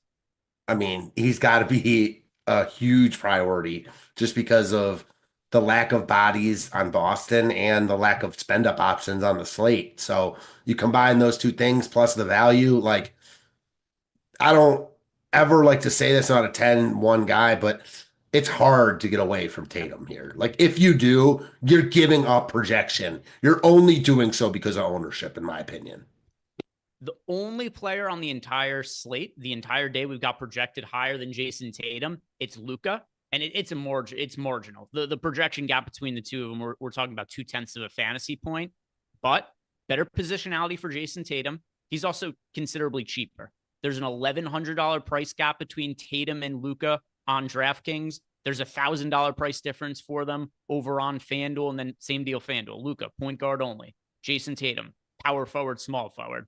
Jason Tatum, I'm curious to see what his ownership ends up being, but it would have to be an astronomical number for him to not be my favorite pay-up option, Matt. I agree. I mean, it's just also like the lack of, if you had Giannis and Jokic and Shea like we had last night, then like you could make more cases for it. But the other thing is, if you got this situation with Boston, with Brown, Porzingis, Holiday all out, and you had every team playing on the slate, Tatum would still look like the top spend-up option because of how shorthanded Boston is. So certainly on a slate like this, he's just really hard to get away from. Yeah, so Jason Tatum, super high priority from Boston, but for sure not the only priority from Boston. You got Derek White coming off a slate-breaking game yesterday. He's $7,100 in the mid-range. He's projecting exceptionally well, 38.5 fantasy points for him. Peyton Pritchard. Do you think Pritchard starts today? I know they really seem to. There have been so many times that I thought Pritchard was going to start this year and last year, and never happens. We haven't seen the Celtics quite this shorthanded. Does Pritchard start or continue to come off the bench? I don't know, because he did start the second half last night. He like never came off the floor in the second half. So I almost never say he's going to start, but kind of with you. Like, they're so shorthanded now. Even like the scrubs that they like to start, like Hauser, he's not even playing. So yeah, I don't think they have a choice here. That's what I think. I think we're going to see Peyton Pritchard start, just because if not him, who? Like, do they start Jordan Walsh? Do they start Baylor Shearman? I guess that they can, if they really want to be committed to Peyton Pritchard coming off the bench, which I think is probably at least partially motivated to make sure that he could win the Sixth Man of the Year award. I think that's probably part of the equation here for the Boston Celtics. Also, a game against Philly, they're likely going to be winning no matter who it is that they end up starting here. But as a broader point, I like Peyton Pritchard whether he comes off the bench or starts anyway in this spot. He's just way, way too cheap. I mean, 5,500, like, he's, if for this spot tonight, I mean, 2K too cheap. So yeah, he looks like, as big, even a bigger lock than Tatum, just because of the price tag. Yeah, I'm trying to think. I mean, I'll see when I rerun lineups. My guess is these are going to be like 2 of my 3 or so highest players anyway. The only thing I'll say is, like, to your point with the positionality when you were talking about Luka, now all of a sudden we've got Nembhard and McConnell. So it's like, with between Pritchard, Derek White, those two guys, and that's not even including the Jared Butlers of the world, other good spend-up options, like guard spots are at a premium tonight. So your point about Tatum, even though it wasn't in regards to that, is well taken overall. Yeah, Tatum to me, just clearly the top spend-up that we have to look at. Now let's look at some of the cheaper guys from Boston, where none of them are projecting all that well. We've got here for the Celtics, Luke Kornet does project well. $4,400, the presumed starting center. Who knows? Maybe they go big and just start Kornet and Kata together. I mean, they've started, they've started Horford and Porzingis together, and they both play the same position. So maybe do something really weird and go with Kornet and Kata. I don't think that's the most likely scenario, but I think pretty much anything is on the table here. But Luke Kornet, as far as cheap options go, pretty clearly the top projected one for the Celtics. There's only 4 players on the team project for more than 20 fantasy points. Tatum, White, Pritchard, those were obvious ones. Then it's Luke Kornet at 27 fantasy points. Nobody else projects well from this team, Matt. We got Kata for 19 fantasy points, 18.5 for Torrey Craig. He's a poor fantasy producer. Jordan Walshin for 15 fantasy points, and nobody else is even above 10 fantasy points right now. So what do you make of the cheapies from Boston to save salary with? I don't love any one of them. I mean, I think Kornet is probably in his own category because he is he's 4,400, so he's not dirt cheap. I think of the cheap guys in general, he looks the best. But other than that, I think you can take shots on all of them, in 150 type settings between Walsh and Shireman and whoever else you want. But that's it. I couldn't sit here and say I'm prioritizing one of them in the 3 lineups I'm making because we've got so much value and good plays elsewhere. I don't think you need it. And again, we don't have the only player over 11K is Luka. And Luka is always in play, but you've got LeBron there. Reeves is back. So it's really Tatum is the premier spend up. He's only 10-1.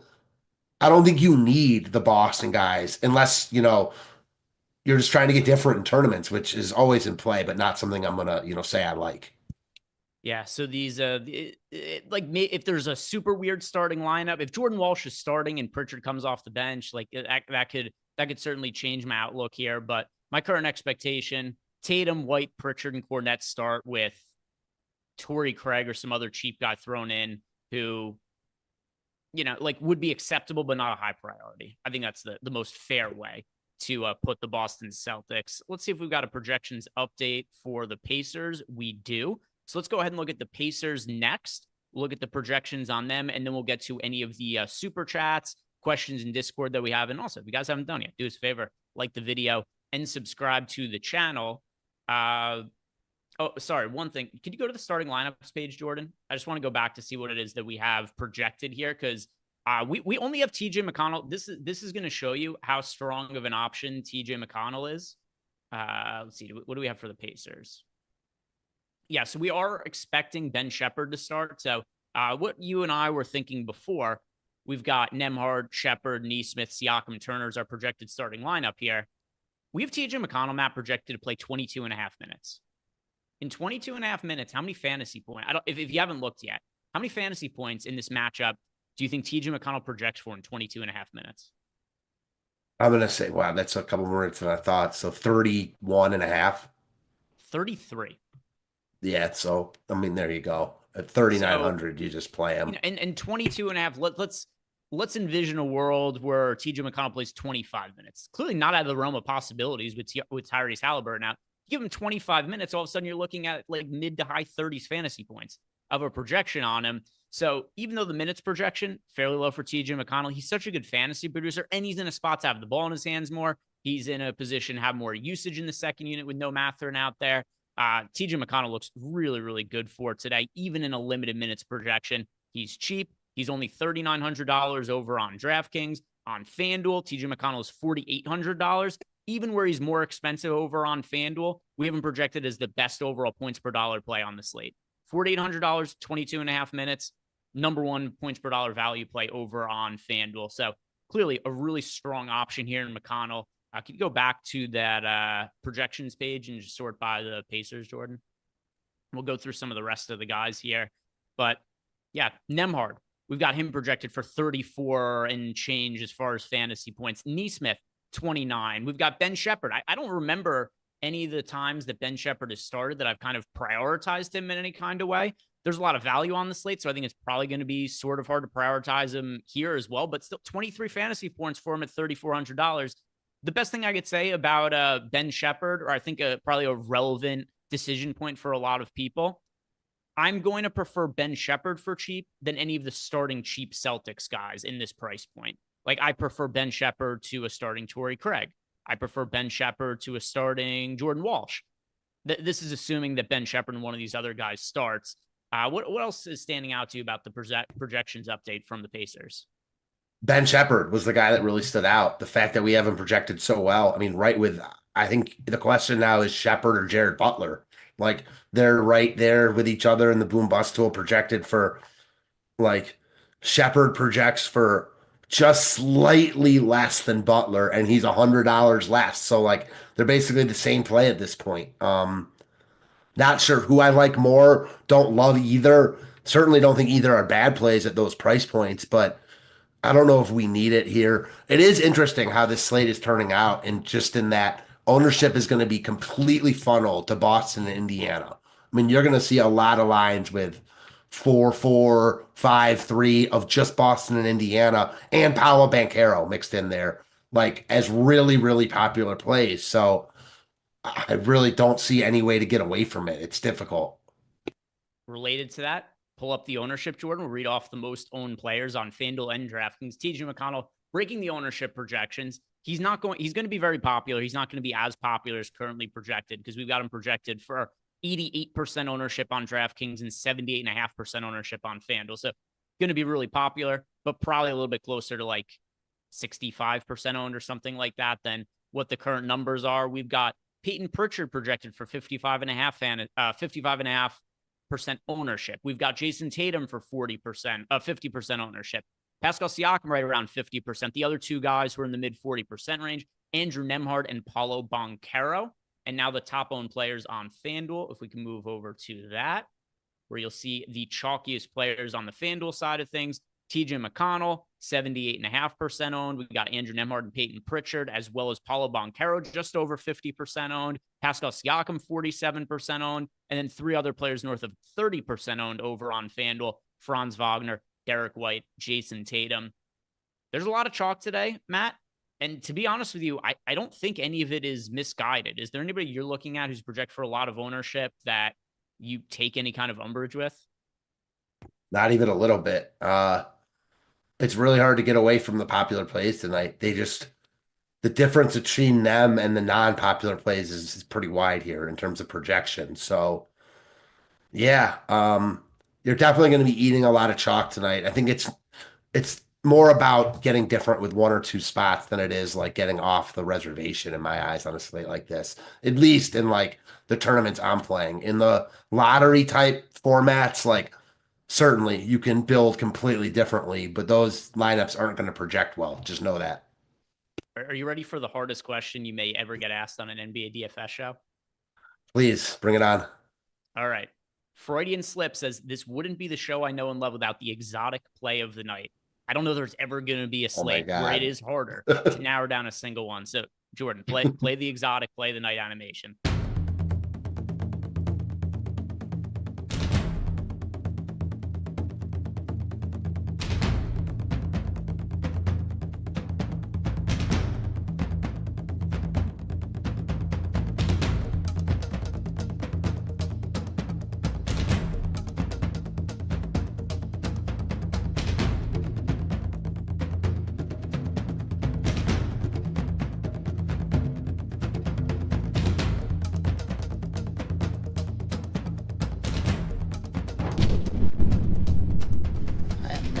I think all of the players that we're going to have the most exposure to tonight, they were all shown in that highlight package. All of them. That's our entire lineup was just shown on screen right there. But Matt, we can only pick one. Which direction do you want to go with this? It's tough. Yeah, it's real tough. I mean, I feel like there's only one answer, and that it's TJ McConnell, but he's like 90% owned. So I still feel like you just have to play McConnell. So for me, it's TJ McConnell. Yeah, it's pretty hard to go in another direction. I'm going to agree with you and go with TJ McConnell. I think the most interesting part of TJ McConnell here is how much of him is too much, right? If somebody's playing 100 lineups, should they play 100% of TJ McConnell? Is there a pivot you like here? There is a reality. We don't want him projected to play that many minutes. Things could go awry if he only plays 22 minutes. But how much do you consider him just a must play? Is there any scenario you could see yourself getting off of him? on one hand, I consider him the clear best value play on a slate with a ton of value.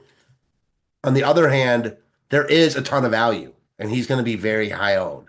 So if I were making 100 lineups here, I might just play him in all 100. Like he's 3,900. He's that good of a play. I'm playing 3 lineups today. I think I'll probably just play him in all 3. Okay. It's the price tag for me at under 4K. You know, I think there are rational cases you can be made to get off of him because of how many good plays there are. But I'd rather make that case for some other popular players, if that makes sense. All right. So then related to that, if there was one popular player that you had to choose to go underweights to the field to, who would be that popular player? That's a really tough question. For me on this slate, and this is, I hate saying this guy because he projects really well, and he's been really good to me. I've used him on his good games recently. I actually gave him as the nuke of the night last Thursday when he nuked against Golden State. But for me, it's going to be Paolo Banchero. He does project really well, and don't get me wrong, I think he's a great play. But he's up to 9K now, and he's an early lineup spot when we have news, not necessarily that we're waiting on, but we have starting lineups we don't know. I like him a lot, don't get me wrong. But I think that he looks like, to me, the easiest piece of chalk to get away from. I don't hate it. I don't hate it. I think I'm, just because there's so many good cheap guards, also a scary one, but I'm inclined to say Derek White, just because there's like a pretty clear scenario here where TJ McConnell and Peyton Pritchard both have really big games, maybe Andrew Nembhard as well, and then Derek White just becomes a little bit less necessary. Like, I think the path for like a TJ McConnell or Peyton Pritchard being an optimal lineup is easier than Derek White. It's kind of like last night on the playback show, Josh and I are doing swaps and whatnot, and we were talking about like how much in the first half do we think Alex Sarr is like a must roster player at that point in time. The answer ended up being he had a fantastic game, but he wasn't in the winning lineup last night because there were so many other cheap centers that went off and did well. So I kind of look at somebody like Derek White, where Derek White might score 50 fantasy points today and not be in a winning lineup because a bunch of other guards go well, right? Like you talked about Jared Butler. I agree with you. So many. The only counter I'll say to that is it looks like he's getting squeezed out of the ownership for that exact reason. So while he's popular, he's not as popular as all the other guards. Because I think you can make the most realistic case to get away from him, as you just did. Could be. Still looks like he's going to be fairly popular, though. Like I was just kind of looking at all of the player. I wasn't only considering the guys who are like 50% owned. Fair. Totally fair. I mean, he's going to be one of the top 10 most popular players on the slate. So, yeah, I get it. Yeah, and then just because of his game yesterday, I think there's a good chance he comes in a little bit higher owned than what his ownership projection is anyway. Not where he's going to be. He's not going to be as popular as like TJ McConnell or anything like that. But I do expect him to be, pretty popular today. On the flip side, is there anybody who right now is not chalk or is somebody that you thought would be projected for higher ownership than what they're currently projected at? Well, the guy in the tools, not necessarily someone that I thought was going to be higher owned, is Ben Shepherd. Looks like one of the highest leverage plays overall. He's got a 20+% chance of being optimal and less than 10% ownership. I can get on board with guys like that all day. Not that I want to have like a ton of exposure to him, but it's not hard to be overweight. Other than that, I guess like a guy like Okongwu, his ownership is falling because of all the news we're getting. Miles Turner's going to get more love, but not really. There looks like a clear divide between the good plays and the not great plays tonight. That doesn't mean you don't want to mix in the guys that don't project as well as the top plays, but you're going to be building around like all the guys we've talked about so far. All right, let's start answering some of your guys' questions. I've got a Sims update running. I'll have Sims updates for DraftKings and FanDuel soon. But let's see. In the interim, Clint Wood, 83, wants to know, do we need anybody from the late game in single entry cash? All right. So the late game, which, by the way, is the New York Knicks and the Los Angeles Lakers. The only piece of news that we are waiting on, at least as far as players who are questionable, is OG Anunoby being questionable on the injury report. I don't see anybody as, especially with the amount of players in the early game who are just chalky and massively good points per dollar plays. I don't think there's any cash games in the final game on the slate. Do you agree with that? I mean, even as of right now, I think the tournament plays are like few and far between. The Lakers guys certainly spend up options, but like in cash games, definitely not. Like the only way is if you're building, is if like there's enough value and you end up on one of the high spend up options on the Lakers. But I don't know if that's going to happen because you got Tatum, Siakam, all those other good plays. So I'm with you. By the way, I've got lineups updated for DraftKings, updating them for FanDuel now. I have, guess, 150 lineups, Matt. How many of them do you think of TJ McConnell? What percentage? I'm going to say 93%. You are off by 7%. 100%. Yeah, 100%. Wow. Wasn't sure which direction you were going to guess. Were you going to go with the 86? It was going to be a high number either way, but wasn't sure if you're going to go with the 86 or with the 100. Yeah, I ended up getting 100% of TJ McConnell in the sim. So unless there's some sort of projection update or something crazy happens, yeah, he looks like he is somebody who is absolutely going to be a core piece of my lineups here. And then, this is kind of interesting. So not that these guys are low owned or anything like that, but some of the pieces who are not pulling quite as much ownership from the Pacers, I did get quite a bit overweight to the field too. Aaron Nesmith, Miles Turner, guys who are projected for ownership in the 20% range. So, like I said, still popular, but not quite as popular as the most popular plays on the slate. I'm getting guys like Aaron Nesmith and Miles Turner in my lineups, actually as much as like Peyton Pritchard and Andrew Nembhard. Yeah, it makes sense. I think the Indy guys all of a sudden look, because of the matchup also, like the matchup's so good for Indy here. Yeah, a lot of Indy, a lot of Boston for sure. All right, let's see what else we have for Super Chats. Jason Oder wants to know thoughts on Drummond as a run back. Center is tough. Yeah, so as far as center goes, and I'm not really going on a limb here. These guys are both, at least somewhat popular. But my top centers that I have the most exposure to are Luke Cornett and Miles Turner, and by a pretty wide margin as well. There are contrarian options I like. I like getting to Yabusele as a contrarian option. I actually have more of Yabusele than I have of Drummond, although that's largely because Yabusele is power forward and center eligibility as opposed to just center eligibility. If I just had to pick one of them to play at the center spot and like the position doesn't matter, I'd go with Drummond over Yabusele. But yeah, Yabusele at low ownership, like just right around 13% ownership. He's somebody that I'm coming in overweight to the field too.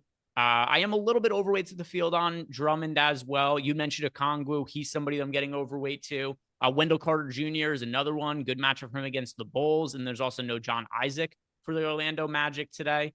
So as far as Drummond goes, yeah, I think relative to his ownership, like right around that 10% mark, there's clearly a ceiling there. But there are other centers that I prefer at lower ownership, most notably Wendell Carter Jr., Onyeka Okongwu. For yourself, Matt, Drummond or any other centers you have an opinion on?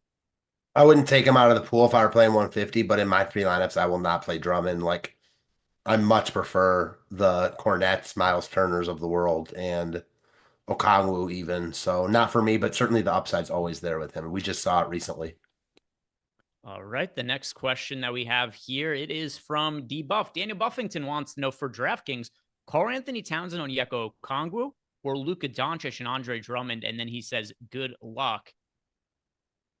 What did I end up doing with Cat? I don't love Cat here. The Lakers have been really good against big men outside of Zion, and Cat has not been great recently. The Lakers have just been so good defensively. It's hard for me to want to target big men against them. Listen, Cat has been run into the ground by Tibbs at this point in the year. He's got that. Yes. He's got that bone chip in his thumb, which I think is contributed to his poor shooting. Now he's dealing with the banged up knee where they put him back in that game a couple weeks ago for absolutely no reason when it was a blowout, when he had to leave and go to the locker room.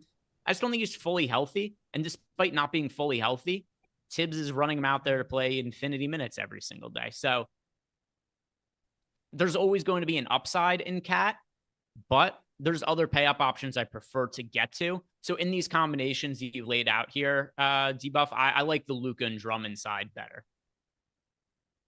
Yeah, totally with you. Let's see what else we have for questions. We have another one that just came in here, but again, a ton of news for tomorrow's slate, which isn't all that relevant. I keep thinking there's something that's happening, but not the case. Chris Albers wants to know Jalen Smith for a GPP today. Yeah, so Jalen Smith was, I think he was my nuke of the night last night, if I remember correctly. That was last night's slate, was it not? Yes. So here's what's different about last night's slate compared to this night's slate. Just the outlook of the value that we have. It's so much different. So or was it 2 nights ago? Whatever. Doesn't matter. It's insignificant. But anyway, as far as this slate goes compared to the other slate where I like Jalen Smith, there's so much more value to be had here. And then there's also really strong value at the same center spot. Like I strongly prefer going to Luke Cornett, for example. Yeah, 100%. I mean, I think that in, like, again, 150 type settings, you can take shots on guys like Jalen Smith because they're going to be really low owned, but there's a group of guys like that. Whereas there's one guy in Luke Cornett that just projects way better than that other group of guys. Is it possible a couple of those other guys like Jalen Smith, etc., outscore Cornett? Sure.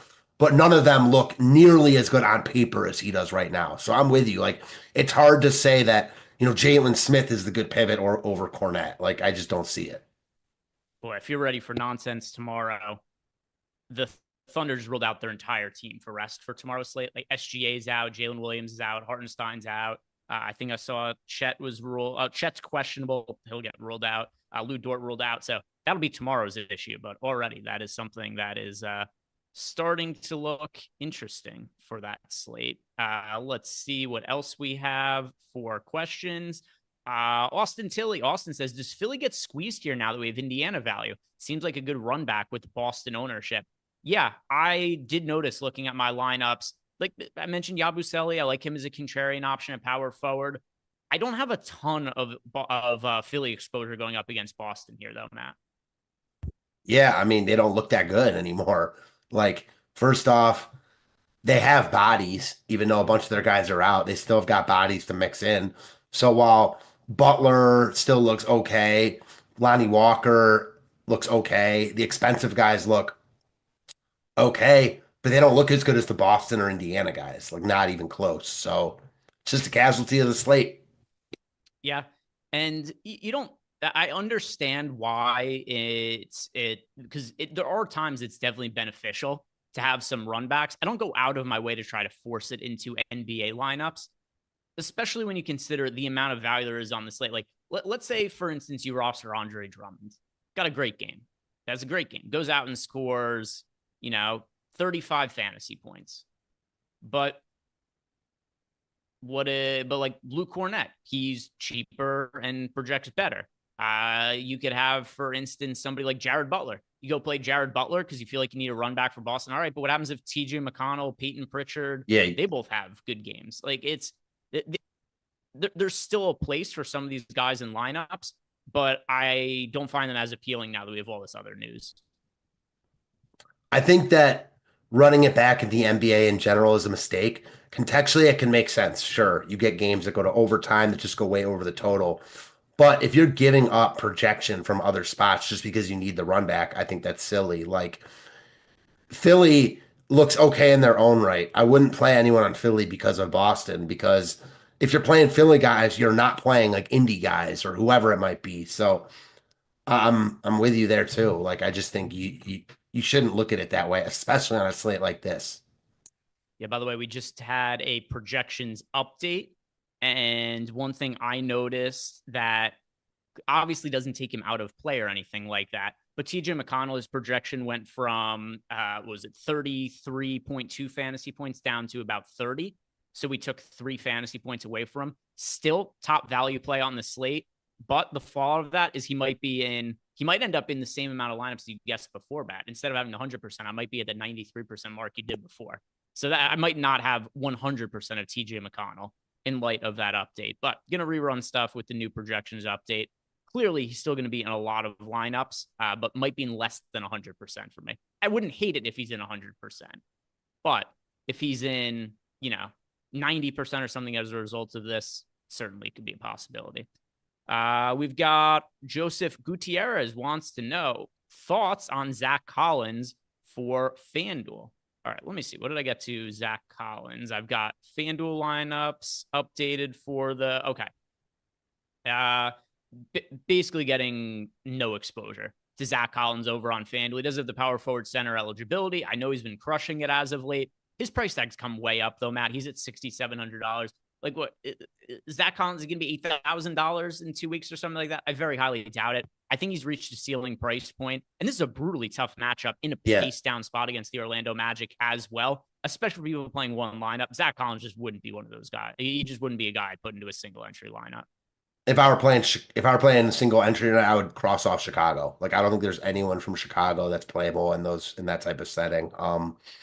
I just think there's better plays at every single price point there. And not just like there's one better play. There's better plays at every single position. So like multiple plays. You're foregoing a lot of projection in my eyes to play Chicago here.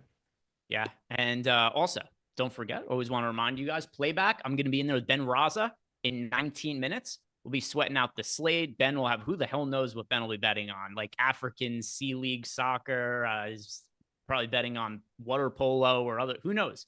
But Ben, evil genius in terms of finding information about very obscure sports that most people don't even know exist. So we'll be over in playback and then, of course, reacting to any kind of late breaking news. We'll be looking at the Portfolio EV board to see what kind of bets we have from the Portfolio EV tools for you guys, which, by the way, 7-day free trial if you want to check that out. Link down below in the YouTube description box or in the YouTube chat. So yeah, go check it. 7 days for free. No reason to not try it out. March, it's been a killer month. It's been the best March of the year so far. There's been 3 really good months, but March has been the best of the 3 months, at least for me so far. February, January, profitable, but March has been off to a really good start. So Portfolio V 7-day free trial. Try out the tools if you guys haven't already. Let's see. I think I meant to say March has been the best month of the year. I think March has been the best March of the year. Things happen, Matt. You make faux pas when you speak for hours at a time. And I realized I made one that sounded stupid. Want to make sure I addressed it. Discord. We've got questions from Discord here. First one, it is from, we've got a bunch of them that are piling up. All right. Coach DFS wants to know DK top plays for GPPs. All right. I'm going to get back to this in a second because I'm rerunning lineups. So once I have my lineups rerun with our updated projections, I'll let you know who I actually have the most of at each position. Make sure I uploaded the right thing. I have a feeling I did not. Did I upload the right thing? I'll let you guess, Matt. Did I upload the right template or not? Yeah, I didn't. I'm going to say yes. No, I did not. I uploaded. Okay. I'm going to get the same results, or roughly the same, because I uploaded the same thing with the old TJ McConnell projection. So I'm going to have to one more time rerun that. All right. So, yeah, Coach, I'll get back to you in like 2 minutes here. Einstein wants to know, what are our thoughts on Obi Toppin tonight, Matt? He is somebody who certainly is upside for the Pacers, but, a little bit forgotten amongst the other options. There's more usage for him with Mathurin out, but it's not like he's not benefiting in playing time in the way that some of the other value options on the slate are. So Obi Toppin, he's like a tertiary consideration for me. I agree with you. He's more in play because of Halliburton, and on a lot of slates, if that were like the only news, I think he'd be sneaky, but he doesn't look that much better where he looks better than like the Boston guys. So tertiary, I think, is the best way to put it. And let's see what we have next. We've got Kevin Cash App. Are Shepard and McConnell okay together in single entry?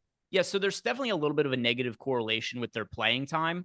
But with that said, they're so cheap. It's not hard to envision a scenario where a $3,400 Ben Shepard scores 25 fantasy points and a $3,900 TJ McConnell scores like 28 to 30 fantasy points.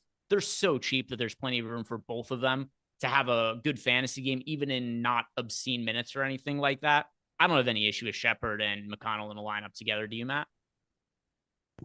I'll take it a step farther. I don't have an issue playing like 4 or 5 Indiana guys together. So no, I don't have an issue playing those two together. Like that's the correlation I'm looking for. As opposed to running it back, like and or getting under on these Indiana and Boston guys, I think I'd rather just get over on all of them. Hey, I don't have an issue with that. Don't have an issue with that. By the way, updated ownership on TJ McConnell. Now that we brought down his projection a little bit, he's now projected for sub 80% ownership, still in the 70% range. So pretty popular, but has come down a little bit. We've got here the Black Mamba. The Black Mamba 8724 wants to know, are we prioritizing anybody from Phoenix? Phoenix, I don't think plays tonight. Not They don't. prioritizing. Phoenix doesn't play tonight. Did he mean it? What else? Yeah, what else can he mean Philly? by? He must have meant Philly. He must have meant Philly. Yeah, it has to be Philly. It says Phoenix. It had to be a bit of typo and he meant Philly. I think there's good contrarian plays from the 76ers. Yabusele, my favorite. You've got Jared Butler, who's a good value option today. But there's not a single guy from this team. If I'm building one lineup today, there's nobody from Philly going in it, which is kind of what I use as like a barometer for prioritizing guys. Either am I playing them in a single entry lineup, or is this somebody who's going to be one of my most rostered players on the slate? And that's a negative on both accounts for the Philadelphia 76ers for me. Do you feel any different, Matt? No, I don't feel any different at all. I mean, all of a sudden, I think that Philly just doesn't look that good anymore. I don't think they're bad plays. I think you can mix them in, but Philly now to me, and again, they still have bodies. Like Maxi's out and George is out, obviously Embiid, but Oubre and Grimes are still in, and those guys' price tags aren't that good where I need to play them. They're gonna halt the need for me to get to the guys like Butler, Doughton, and Lonnie Walker of the world. So I think Philly's fine, but no priorities for me at all. I might not end up with any Philly in any of my three lines, and I won't be mad if that happens. Yeah. Like Quentin Grimes is a solid option. Jared Butler, solid option for today. In the front court, Yabusele, relative to ownership, Yabusele is my favorite one to be getting to from Philly. You could play Drum, but none of these guys are real priorities for me. By the way, getting back to Coach DFS's question, he wants to know top GPP plays for DraftKings and how much exposure to each. Yeah, so I've got everything updated now. I'll read off my exposures. One caveat here is that when we get the live ownership update and I update lineups, like my exposures, they change. It's not like they're going to be like TJ McConnell is still going to be in a lot of my lineups no matter what. But depending what his actual ownership ends up coming in on, the number can end up moving. I ended up with 81% of him in the update after our projection came down on him a little bit, Matt. So that's what I got right now of 81% TJ McConnell. But let's say that in the live ownership, his ownership projection drops to 55%, then I can end up with even more. But TJ McConnell, my most rostered point guard, having 80% of lineups right now. Matt, who's the point guard that you like the most? Definitely McConnell. I don't even think it's close still. Just under 4K for him with Halliburton out is a lot for me. Shooting guard for me is Peyton Pritchard, who's currently in 69% of lineups. Yeah, just to give a different answer, I'm just so intrigued with this Ben Shepherd projection. It keeps getting even a little bit higher. I think he's a really sneaky piece. He's not going to be owned, and the Sims really like him. So I'm going to say Ben Shepherd. Such a good spot for Indy. I don't think you can get enough Indy. I think Indy looks better than Boston as a whole. Small forward for me, that is Jason Tatum, who I have in 51% of lineups. Tatum for sure there. Power forward for me, that is also Tatum in 51% of lineups. I'll say Siakam, but power forward all of a sudden looks really good with Tatum, Siakam, and Paolo. I'll say Siakam, though. Just again, Indy is way too cheap for this spot now. Mm-hmm. They already looked good with McConnell or with Halliburton in. And then at center, that is Luke Cornett for me, who is in 49% of lineups at the moment. I'm going to switch it up there. I'm going to say Miles Turner. I like both a lot, but salary's not really an issue, so give me Turner there, like everyone on Indy.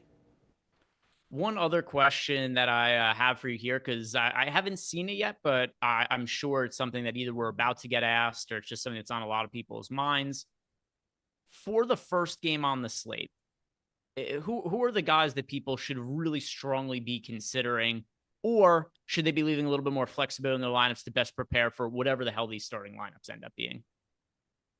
It's got to be, it's really only Paolo and Franz. I mean, Paolo to me looks like a priority on this slate. Like again, his price is up, but it should be you have no Isaac in a pace up spot.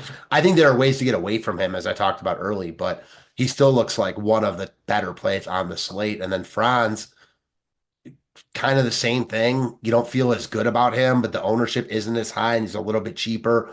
I think Paolo has the ultimate higher upside, but on a game to game basis, Franz can easily outscore Paolo like on any given night. So both those guys, I think you can play them both together. I think you can play either one of them. I don't think you have to play anything, but if you want to play something, it's one of those two guys in my eyes. Yeah, Boncaro for me. I do agree with you that it's Boncaro and Franz Wagner, but I am even with the field on Boncaro, and I'm underweight to Franz Wagner. So Boncaro for me, let me see from the Bulls side of the game. What am I getting, if like anything, from Chicago? All right, so Chicago, if I filter by them, yeah, I am not getting Bulls exposure at all. There's nothing to really like from Chicago. I mean, this is such a bad spot. I also kind of think Orlando's going to roll here. They don't roll hardly anyone because their offense stinks, but they've had some bad losses recently, namely to Toronto, back-to-back games at home, second game especially, they should have won. I think they kind of lay the wood to Chicago here. Maybe that's just me trying to convince myself as reasons to get off of the Magic guys, but this is a prime spot for them to just blow out Chicago here, in my eyes. All right, next question here. Eric Goodwin wants to know Draymond Green and Derek White or Luke Cornett and Franz Wagner for DraftKings cash. For cash, it's probably neither of those combinations, but if I have to pick one, Cornett and Wagner. Yeah, same. Draymond Green is not a cash consideration today. No, not even a little bit. No one in that game is. Draymond's projected for 6% ownership. In general, we brought this up before, but in cash games, you want to be playing like somebody last night was very upset that I said Isaiah Collier was a good cash game, but he ended up being like good last night. But just it doesn't even matter how these guys perform. If somebody's projected to be massively popular, you want to play them in cash games. If somebody's projected to be like 1% owned, you probably don't want to play them in cash games. Just like a general rule. Yeah, you want to follow the ownership. Sorry, go ahead. Yeah. Oh, sorry. What was that? My bad. No, I was just saying you want to follow the ownership, and Collier was like a clear cash game lock last night. It didn't matter what he did, to your point. Like, yeah, so just agreeing. And then Pierre says, for FanDuel, is it a bad strategy to play no one in the last game, New York and the Lakers game? No, it's fine. There's nobody you have to play in the Lakers and Knicks game. I did end up getting to, let's see, what is the exposure that I got to on Luka? I have, like, I ended up playing 22% of Luka, which has me a little bit overweight to him as a contrarian option. But he's definitely not somebody you have to play or anything like that. No, I mean, I think there are plays in that game because there are expensive, good players, Brunson, Hart, Towns, LeBron, Luka. But the secondary, tertiary options from those teams aren't really in play. The Lakers guys are priced up and we've got better value. The Knicks guys, we don't really look at their secondary options anyways. We might get OG out, which could open up just the guys that I mentioned a little bit more, maybe like a Miles McBride, but that's it. So yeah, with you. Let's see. What do we have here? The Real AD wants to know who, he says, who be over underpriced Lakers, New York fan. Oh my God, single entry game. All right. I have to look at it. I did not look at the single entry for the single game contest for FanDuel. Let's see. Who are the best projected plays here? Cool. All right. So points per dollar. Here are the best. Also, we don't even know the information here yet. Like, it's especially for a one game slate, whether Anunoby plays or not is massive. So I don't really feel like I have the necessary information to answer your question, but let's just assume that OG Anunoby is in that kind of scenario. We've got for the best points per dollar plays, it's actually the expensive guys in our projections, Luka, LeBron, and Kat. On the cheap end, if you're looking to save salary, Dorian Finney-Smith and Trey Jemison are your cheap guys to be going to. So the real AD, that's the best I could do for you right now. But we'll see what ends up happening with OG Anunoby. All right, let's see what we have. Somebody in chat asking, how do you late swap before lock? You can't, by definition. That's an after lock activity, which we're going to be doing on the post lock show. Do it all the time. We pull up the Stokastic. I run my lineups to the Stokastic Sims, talk about some of the updated projections, what the ownership ends up looking like. But let's get back to Discord here. We have the next question from Gross Point Zach. Favorite value forward for DK, $4,300 or less. All right, so at forward for $4,300 or less, who is that? It's not Justin a great Edwards. zone right there. It's not a great price range. Mm-mm. Like my answer is Justin Edwards, and I have 4% of him. Yeah, it's a bad price range. I would try to get different, like make swap and get out of that type of construction.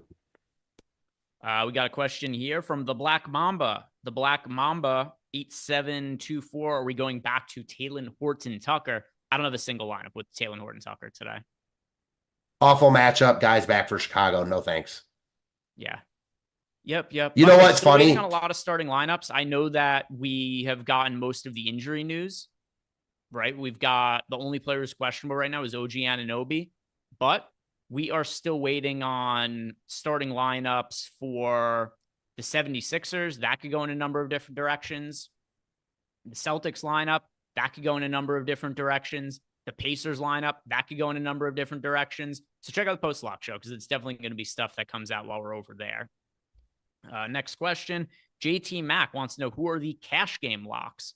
All right, cash game locks. And I'll just answer these as quickly as I can, Matt. So just hold the fort down. Stay put. If anything crazy happens, let me know here. But cash game locks, TJ McConnell, Andrew Nembhard, Peyton Pritchard, Jason Tatum, Luke Cornett, Pascal Siakam. That I just made like almost your entire lineup for you, but play those guys in cash games. Iron Maiden 2, Josh Giddey and Luke Cornett, or Okongwu and Grimes. I'll say Okongwu and Grimes. Ethan wants to know favorite single entry pivot for me. For a pivot in single entry. So a couple of guys that I'm overweight to that I think potentially could make sense. Aaron Nesmith is really not pulling that much ownership. If you go to him at 20% owned as opposed to some of the more popular Pacers, I think that is a really sensible way to get a little bit different. For yourself, Matt, are there any really low-owned pieces you like to get different in single entry? Or I shouldn't say really low-owned, just not super popular. Yeah, I like a couple of the Knicks guys. And again, not guys I want to build around, but differentiators. Josh Hart hasn't been great recently, but I like this spot for him. I think the Knicks are very competitive here. Brunson, going against Luka, always like him. Those two guys is like pieces I think you can use to get different, but again, they're not going to project great. And then finally, Bando wants to know Butler or Shepherd for a last man in. All right, so Jared Butler or Ben Shepherd. It could be one. It's funny. I was debating that same thing. And even though Butler projects slightly more, the lineup I had liked Shepherd more. So I think it just kind of depends on your lineup, and it's a coin toss really. They project so similarly. I'm gonna say Butler, although it's pending some of the starting lineups here. So Butler for now, but you know, if he comes off the bench and Shepherd starts, then I definitely could be convinced to think otherwise. But starting lineups, we'll find that out over on the post-lock show. So guys, if you haven't done it yet, do us a favor, like the video, subscribe to the channel. Don't forget, if you want to sign up for any of our NBA packages, check out our link join offer. For each one of our partners you sign up for, you get 1 free month of NBA core access. There's only about a month left in the NBA regular season. We've got, a month and a week left. So sign up for one of those, and it's going to take you through the majority of the rest of the regular season. We got all different kinds of offers there. Pick'em sites. We've got Sportsbook. So no matter what state you live in, there's an offer available for you. Those links are down below. Playback, I'm going to be heading on over in there with Ben Raza. So come join us, hang out. The link, it is right there. It is right there for you. in the YouTube chat. People I see all the time ask, how do I find Playback easy? Just click on that link and it's going to bring you over there. So see you guys over in Playback. Have a good night. Good luck.